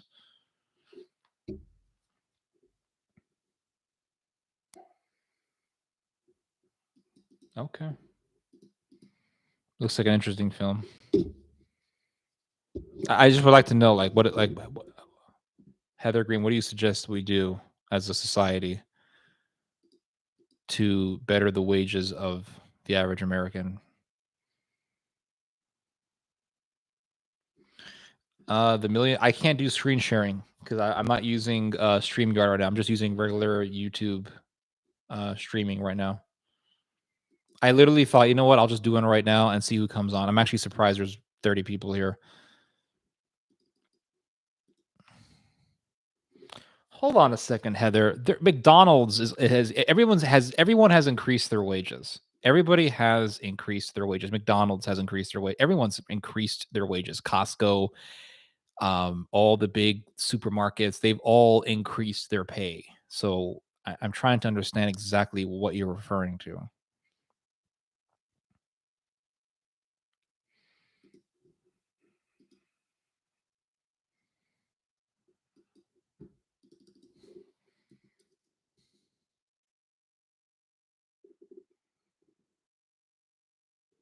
And if America is so bad when it comes to paying people, um, then explain to me how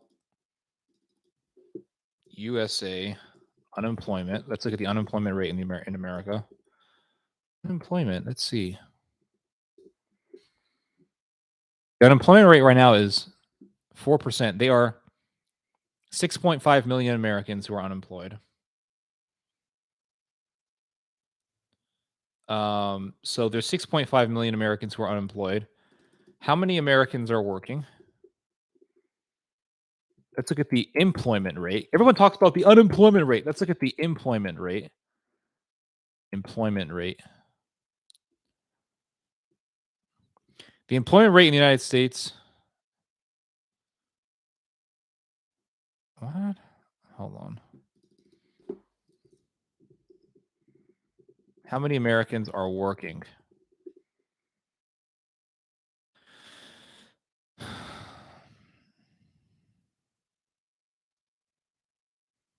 There are over 168 million Americans who are working.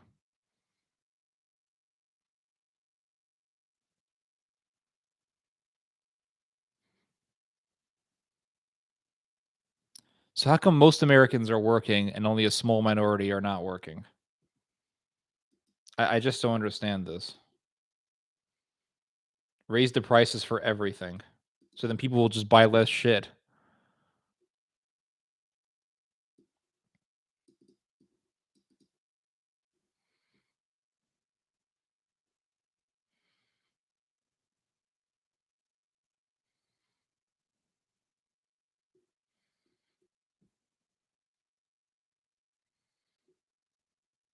Raise the minimum wage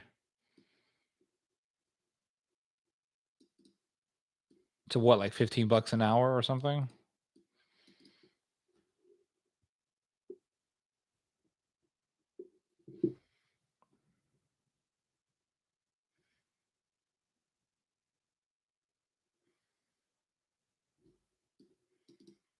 It's just gonna make McDonald's way more expensive. Everything's gonna go up. Everything will be more expensive, and people will just buy less stuff. It's not gonna make a huge difference because then you have inflation, and then people will, I mean, they'll buy stuff and it's gonna be more expensive, but what good have you done? Because so let's say a pound of wheat is 10 bucks. Just hypothetically speaking here. Let's say a pound of wheat is 10 bucks. So then you increase the wages. So now a pound of wheat is 20 bucks. Well, you're going to spend 20 bucks on the wheat, but it's still a pound of wheat. You don't get more for your buck anymore. So then you have inflation and you've lowered the value of the dollar, and it's just I don't know. It just seems like it comes with its own set of problems.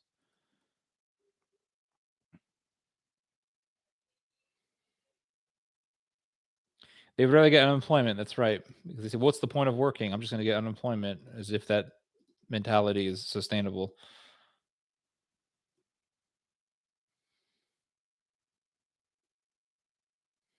Yeah, Walmart is everyone's increasing their wages. Everybody.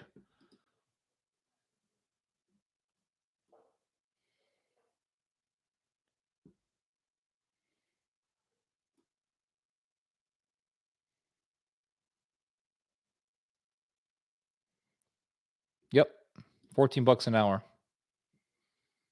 Everyone's increasing their wages. People are like, it's just everything's low wages. Like everyone's increasing their wages. What are your thoughts on the possibility of civilization before recorded history? I think, yeah, definitely there was, well, recorded history. I mean, what is recorded history, right? It's as far back as we can record, or it's as far back as the records that we have that can tell us how far back it goes. But there's probably records that were destroyed that we don't even have. So, um, I think that there definitely has always been civilization because humans are designed for civilization. But for as far as recorded history goes, I mean, recorded history just means as far back as we can, as far back as the records that we possess goes. So we have our oldest records um, dictate to us or determine when we begin to record history, or when we say that history began. But the reality is that there was historical relics that were destroyed, that, and therefore we really don't have the oldest stuff. I don't think we do. At least we don't have everything. So I think we're just, I don't know. I think we're limited when it comes to that.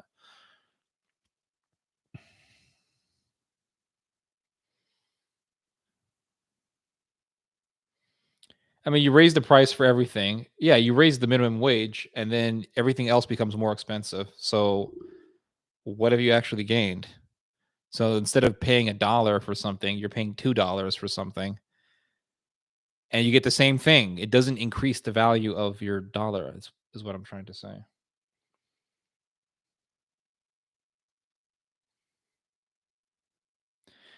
Yeah, you can't have it both ways. You can't have the wage increase and then the cost of living decrease. That's not how it works.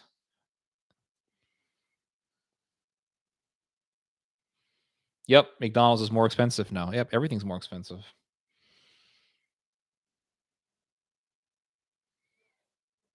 I don't know.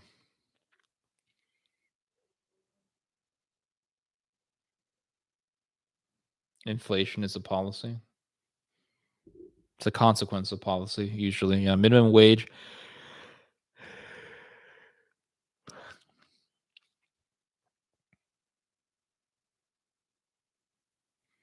Yeah, the dollar had more buying power, but if you increase the wages, then If you increase the wages, then the cost of living is just going to go up, and you're not going to get your bang for your buck, or however you word it. I'm 31. Everything around the world is more expensive because of Corona. Definitely part of it.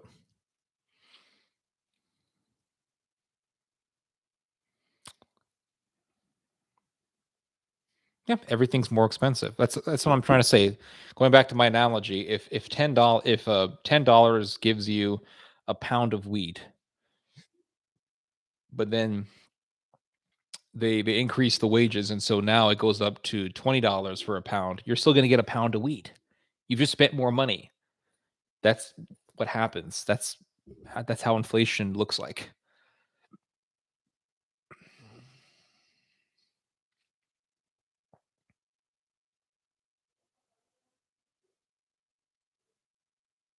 I don't know.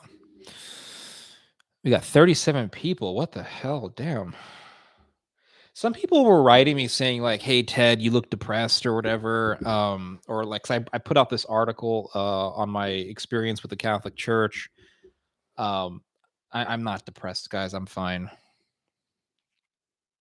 It's just I don't know. A lot has changed in my life, you know. I used to be like super Catholic, zealous. Ah, we got to go out. We got to do this. I, man, in all honesty, guys, I wanted to start a revolution. That was my dream, was to start a revolution in the Catholic Church.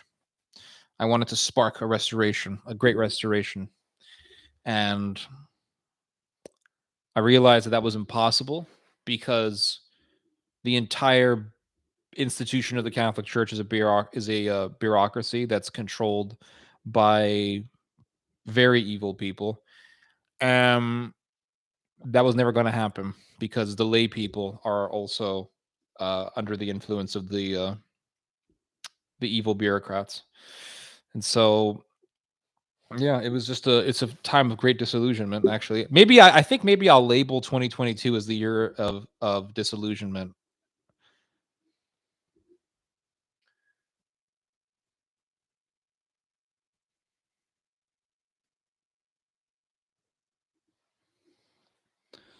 Look at the monks of Saint Benedict. Pray, hope, and don't worry. This could all be easily solved if someone here knew how to print money. Theo, you seem like the stoic type sometimes. I can be very stoic sometimes. I can be very stoic, and I wasn't always this way, but I've developed this way of thinking almost like a as a coping mechanism. Because I used to be very uh, enthusiastic about imposing myself for change, imposing myself in order to cause change for good, not for bad. And I realized that it's a waste of energy for the most part. And so it's better just to see things as they are and just let go and realize that you can't control things around you. You can only control how you react to things, and you can only really control yourself. And so I've learned to let go. Not in every situation, but in most situations, I've lost much of my uh, emotional interest.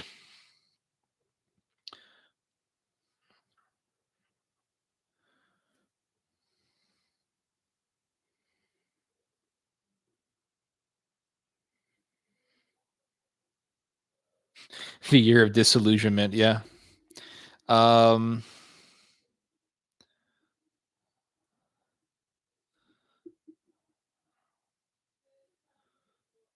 but we have no Elijah. That's the difference. Mediterranean Christian culture, that we have no Elijah. There is no Elijah.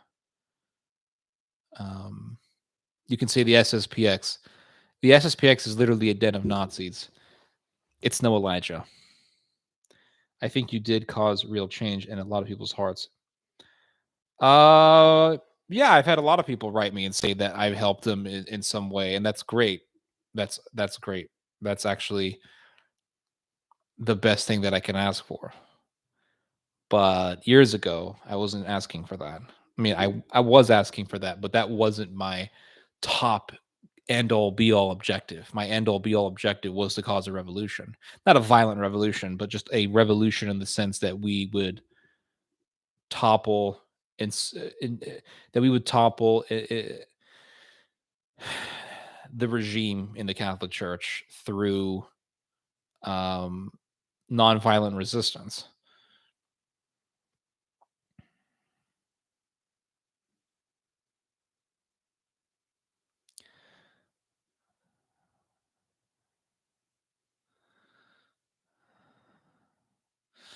Shopo, you're in Croatia. I don't think Croatia has the issues that we have here in the Catholic world. I don't know. I could be wrong, but I think you guys have your own issues. Maybe you have more Nazi priests than anything else. Then you probably have more priests who are Nazis than priests who are predators. COVID accelerated these problems.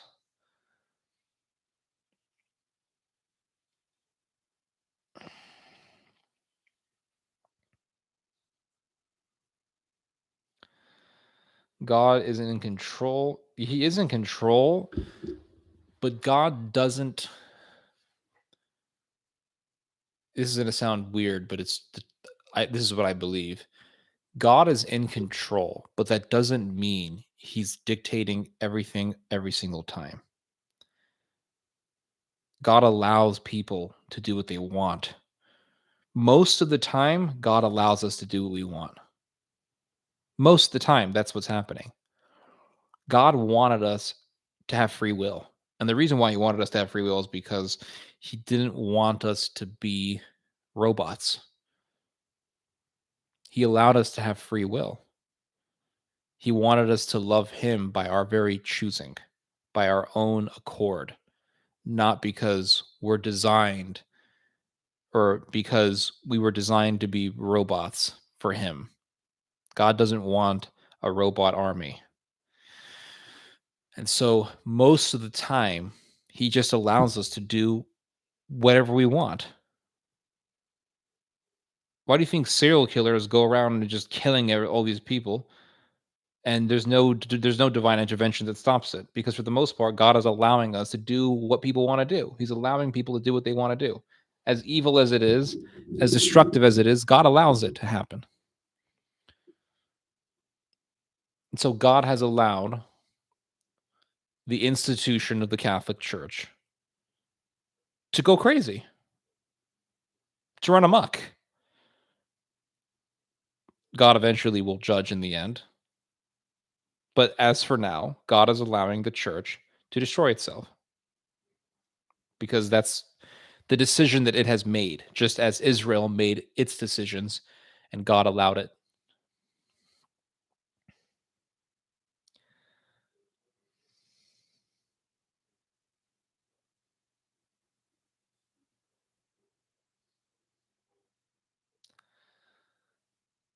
He hardened Pharaoh's heart, but Pharaoh's heart was already hard. He was just hardening it even more. But Pharaoh already made his decision. He made that decision.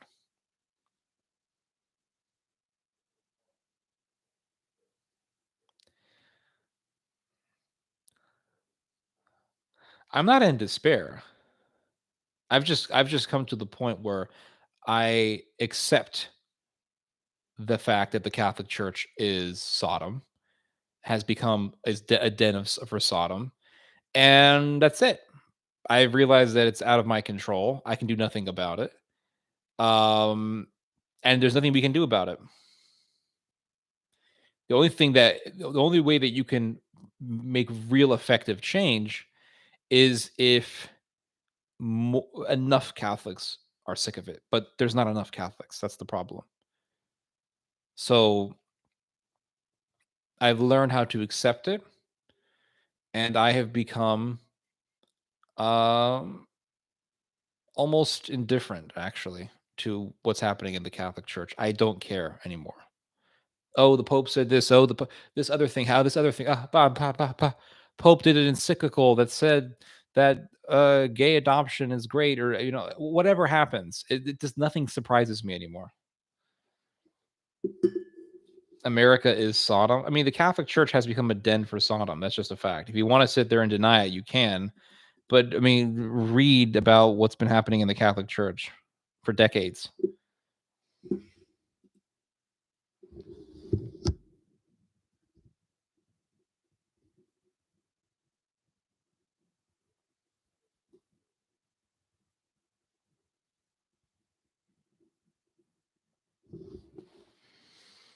So anyway,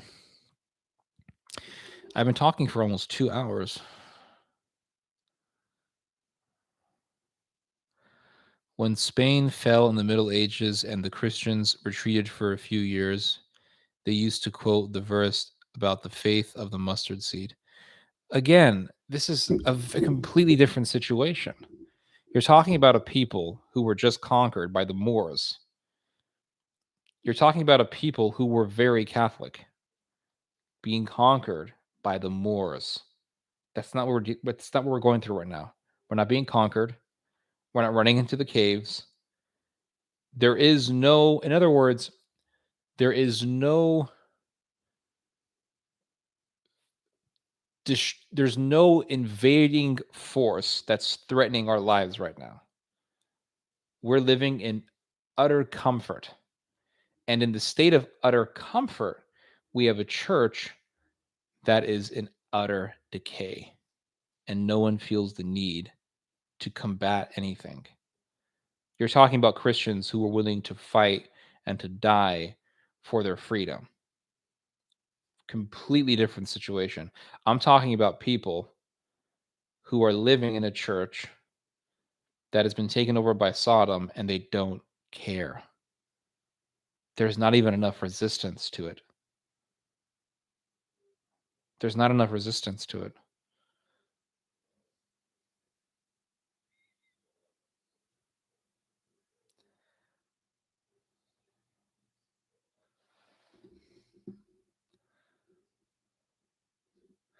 I'm not saying we give up. Well, I am kind of saying that we do. I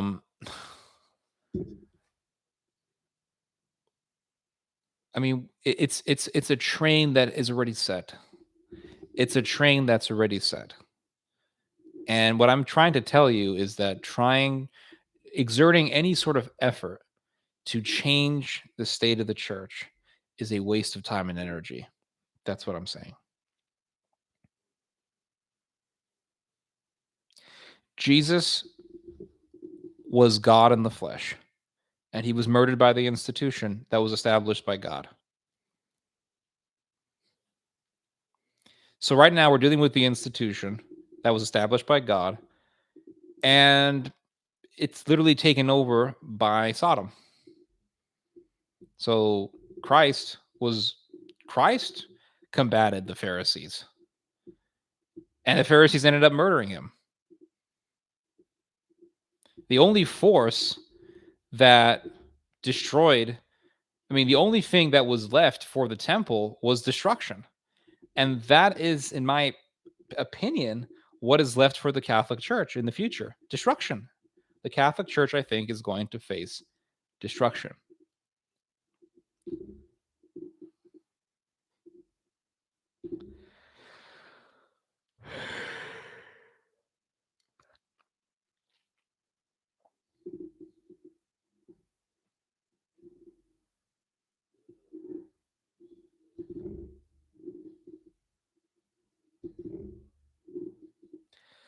Yes, you're correct.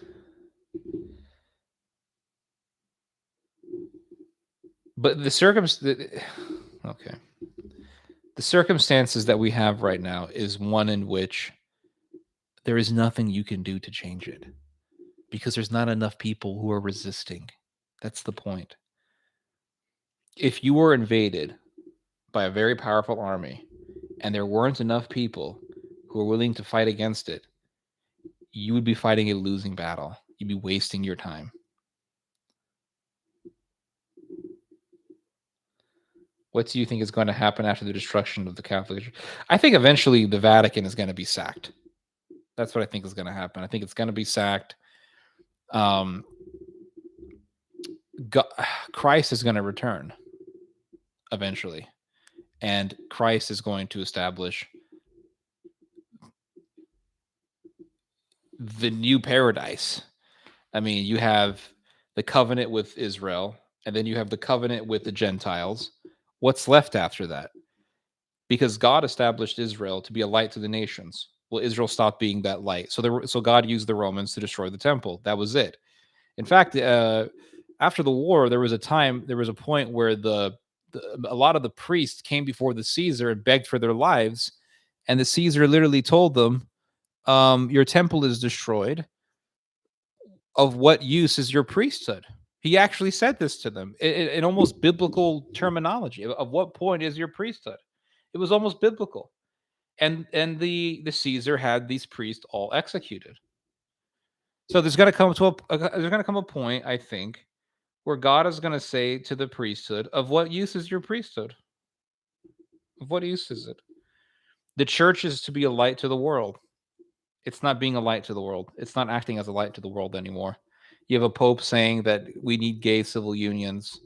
We have a pope saying that if you have children who are gay, that you should just love them and accept them and all this stuff. Um, and then you, on top of that, you have a pope who literally comes out and says the death penalty is wrong, and implying that serial killers who rape, murder, and cannibalize should not be rightfully executed in capital punishment. What the hell kind of church is this? This is not being a light to the world at all. This is being a darkness to the world.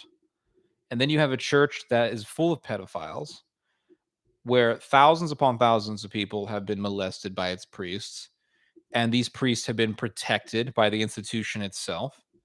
This is not a light to the world. This is a darkness to the world. So, what's going to happen to the church on earth when it's no longer fulfilling its purpose? God's looking down and he's saying, what's the use? So, if the church is not doing the work of God, then God has to do the work. That's how I see things.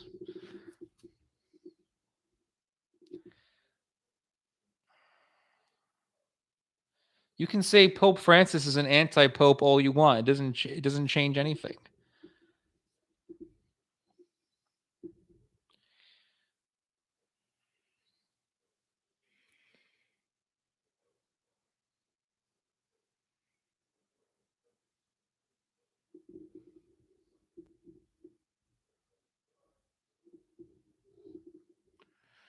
I'm not a Donatist.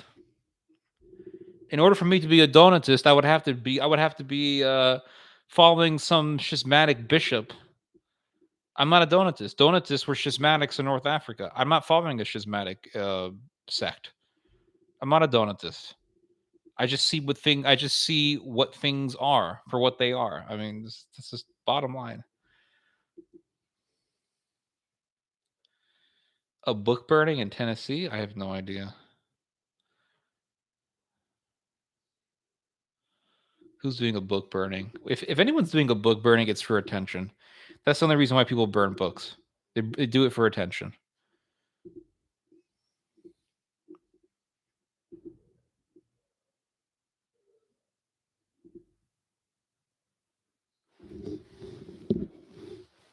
I need my glasses, guys. Pastor Greg Locke did a book burning. Oh gosh. Okay, hold on. Pastor Greg Locke. Oh, I've seen this guy before. This guy's a maniac. I've seen him before. He's a complete maniac. Holds book burning. What's he burning? Probably the Quran, right? Let me guess. It's the Quran, right?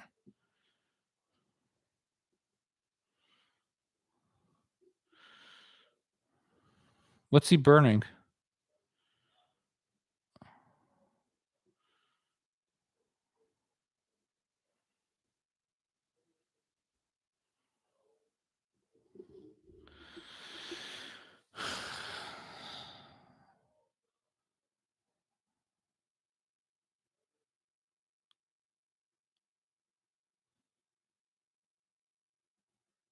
Anything tied to the Masonic Lodge. That's what he's burning. Okay. So I guess the Constitution should be burned as well, according to him.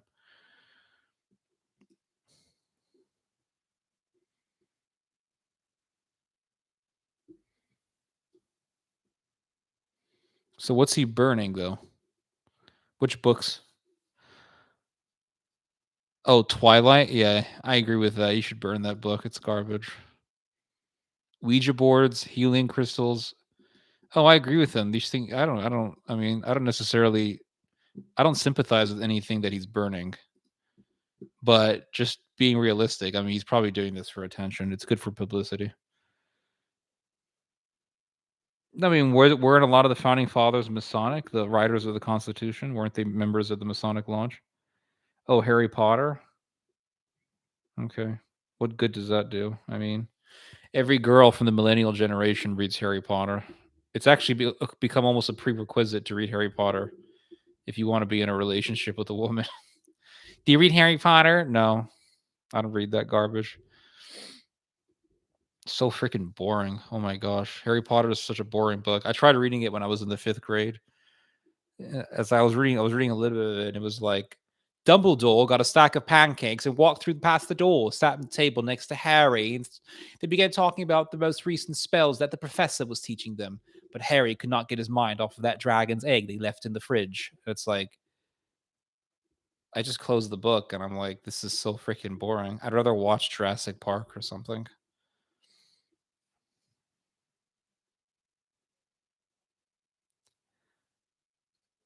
Why have you almost avoided the Judeo-Masonic Marxist ties? Well, how do you know I'm avoiding anything? People say you avoid it. How do you know I'm avoiding anything? What's your proof that I'm avoiding anything?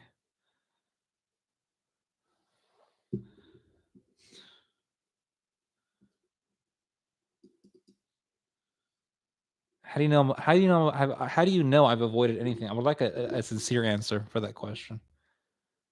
They're all tied together, but I'm sorry. You just made an accusation. You said, "Why have you almost always?" How do you know I have avoided anything?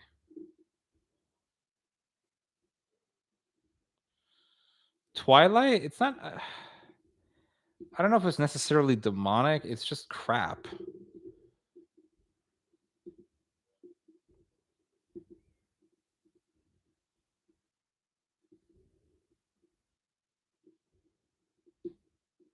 I haven't read the Talmud. It's a boring ass book. Talmud is ginormous. I've written articles though on the fact that I've written several articles actually on the fact that you had Jews involved in killing Christians during the Second World War. You had Jews who have backed Nazi ideology. I mean, I've talked a lot about this subject. I don't know like why I have to be interrogated because I don't say exactly everything that you want people to say.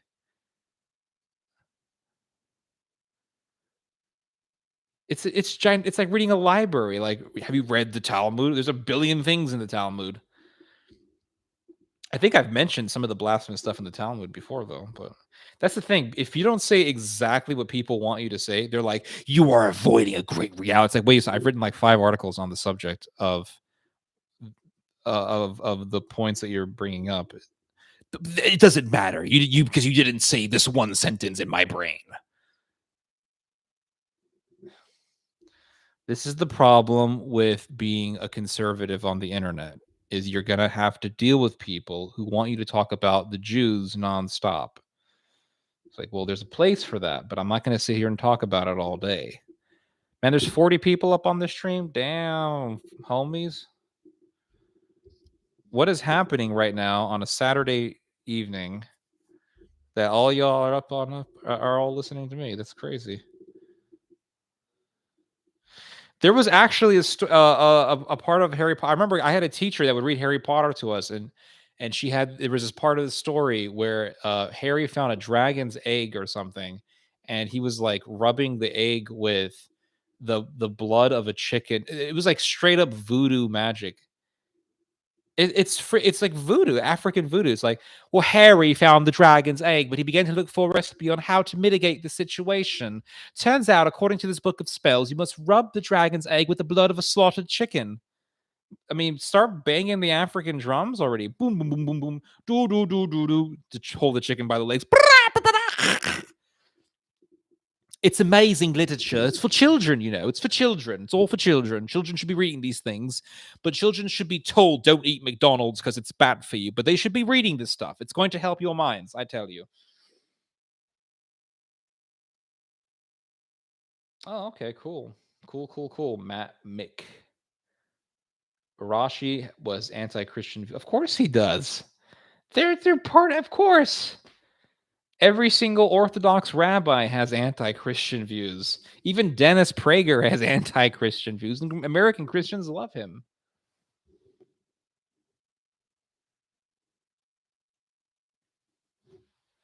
Technically, I was born Muslim, but I mean, my father converted to Christianity when I was just 3 years old. So Christianity is all I know. I mean, I've been Christian for as long as I remember being alive. So she's not against the LGBT. She's against the L. She's against the T, but she's not against the LG and the B. She's just against the T. So yeah, she's not anti-LGBT. She's just against the T.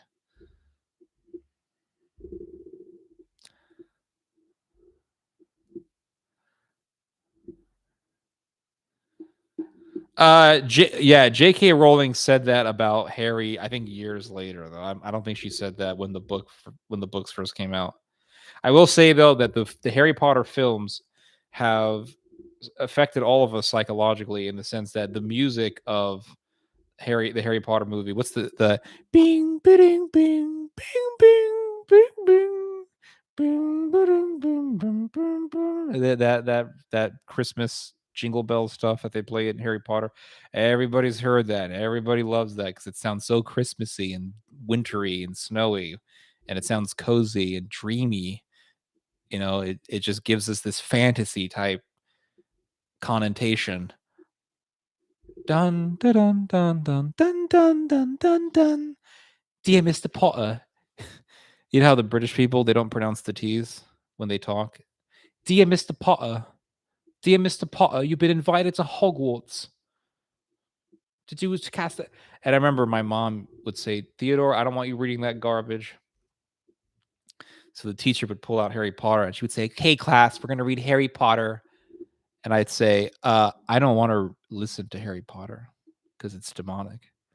And do you know what the teacher would do? She says, "Okay, you're sitting in another classroom." She would have me sit in a different classroom with other students while she was reading Harry Potter in the classroom that I was supposed to be in. So I was like, "Great. I'm in a different classroom."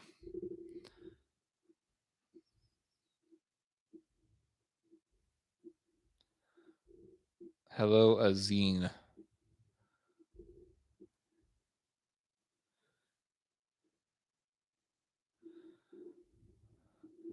You know it's so sad when people write me and they're like, "Hey Ted, thanks to you I became Catholic." And I'm like, I don't know, I feel sad. I feel kind of bad actually because I'm disillusioned with the entire institution. But if I have done something to make you happy, then that's fine. I'm glad. But just remember, I have become disillusioned with the entire institution. That's what makes it so freaky.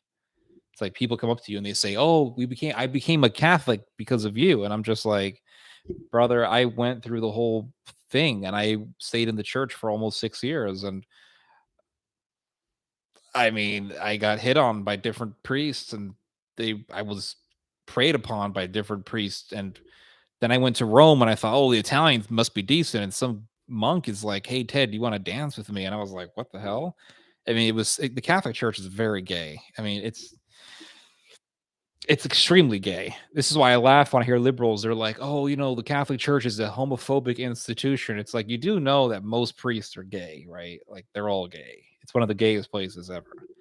It's so freaky. It's so freaky. Uh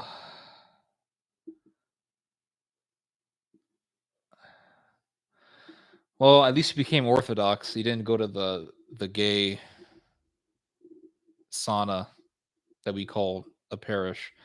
Um we have problems in orthodoxy too. I'm sure you guys do.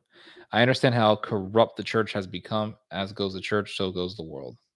You might be too negative. I'm Catholic, regardless of the trash within. Um,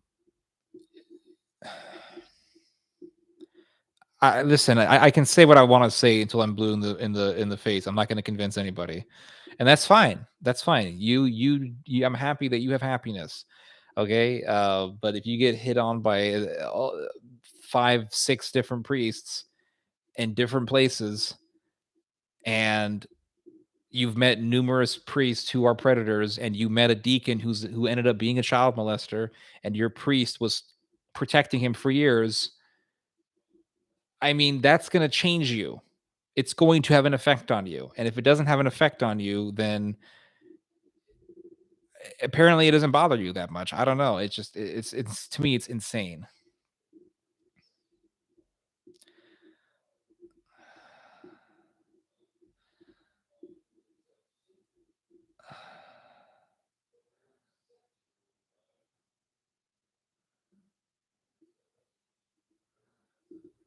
Doesn't matter. Catholic doctrine is sound, but no one's following it. The doctrine's not being followed. What's the point? It's like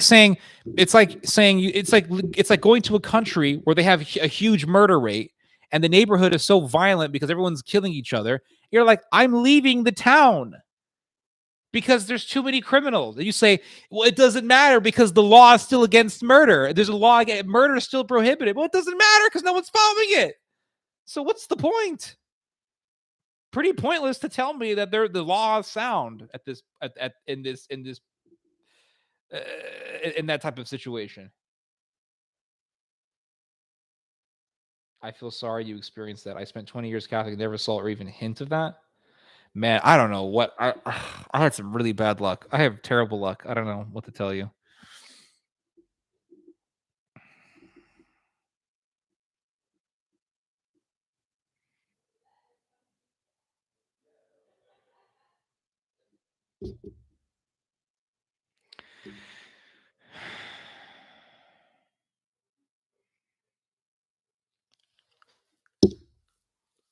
Anyway, guys, I'm doing this for over 2 hours. I understand. I even have battled with my own family too. There's massive corruption.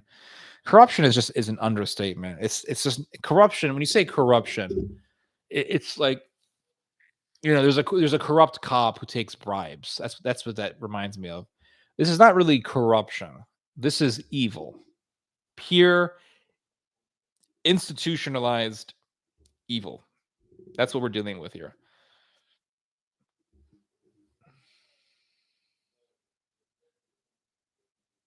It's evil. It's pure evil. What's happening in the Catholic is not. It's corruption. When we hear corruption, we're thinking of, like, I don't know, a politician who stole from the local treasury or something like that. It's corruption, okay? But this is not just corruption. This is priests who are sexually preying on young men, trying to scandalize people, scandalizing people's souls, taking advantage of the naivete of a believer, and wanting to break his faith, and wanting to break his and wanting to lure people into Sodom. That's not corruption. That's just pure freaking evil. It's corruption. Corruption is the governor's getting caught stealing public funds. Okay, this is not corruption. This is pure evil. Would you say that a rapist Would you say that rape is corruption? Like, oh, there's corruption, there's rape going on. Like, let's say the governor let's say a local politician is caught stealing from public funds. You can say, well, it's corruption, right? Government corruption. Okay, fine. But let's say a public official was caught molesting children. Oh, well, there's corruption going on. That's not corruption. Nobody calls that corruption. That's just evil. Pure evil. That's all it is. Now, imagine if a public official is caught molesting children, but the government decides not to put him in prison, and they decide to just keep him in the institution and give him a salary and maintain his salary. Oh, there's corruption. That's not corruption. That's pure darkness. Evil. Good night, Catherine.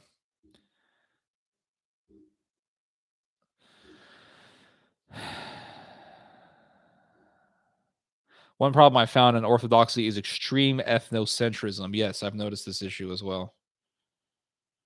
I once got told to go to my own church. Oh, that's terrible. I am English descended American. Never in my life. That's horrible. Do you know I was told this?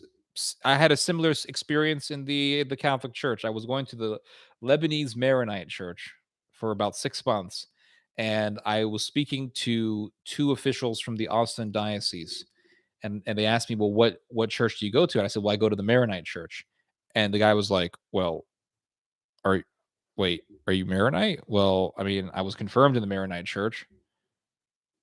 Wait, hold on. Sorry, hold on.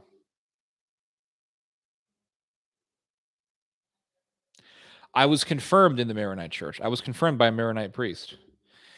And I told these officials, I said, "Well, I'm going at that." But at that point, I was not going to a Maronite church. I was going to a regular Latin Catholic church. And they said, "You go to a Latin church?" And I said, "Yeah." And then they said, "Were you confirmed in the church?" I said, "Yes, I was confirmed in the Maronite church." And he's like, "Wait, you were confirmed in the Maronite church?" Yeah. Wait, and you're hold on, you were confirmed in the Maronite church, but you're going to a Latin church, a Latin mass? Yeah. Well, we recommend that people stay in the churches that they were confirmed in. Wait, what? Yeah, in other words, like if you were born in in the Middle Eastern Catholic Church, you need to stay there. That's where you belong. It's like that's bullshit. You went to a Unitarian church? Oh, damn. Yeah, pure evil. It's pure evil, Sister Tenacious. It's not corruption. It's evil.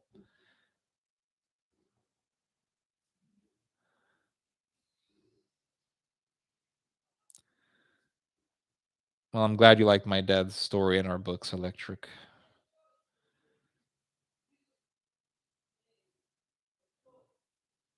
Anyway, guys, it's been over 2 hours. I'm gonna get going. It's been great talking to you guys. God bless all of you. I hope you enjoy the Super Bowl tomorrow. I will not be watching it, but I hope if you are, I hope you enjoy it. And be well. You guys just heard some theology. Thank you, Electri. God bless all y'all. Good night, grand celestial night, Mediterranean culture. Be cool. See you later, Matt. Be cool. Be cool. All right. God bless y'all. Bye bye.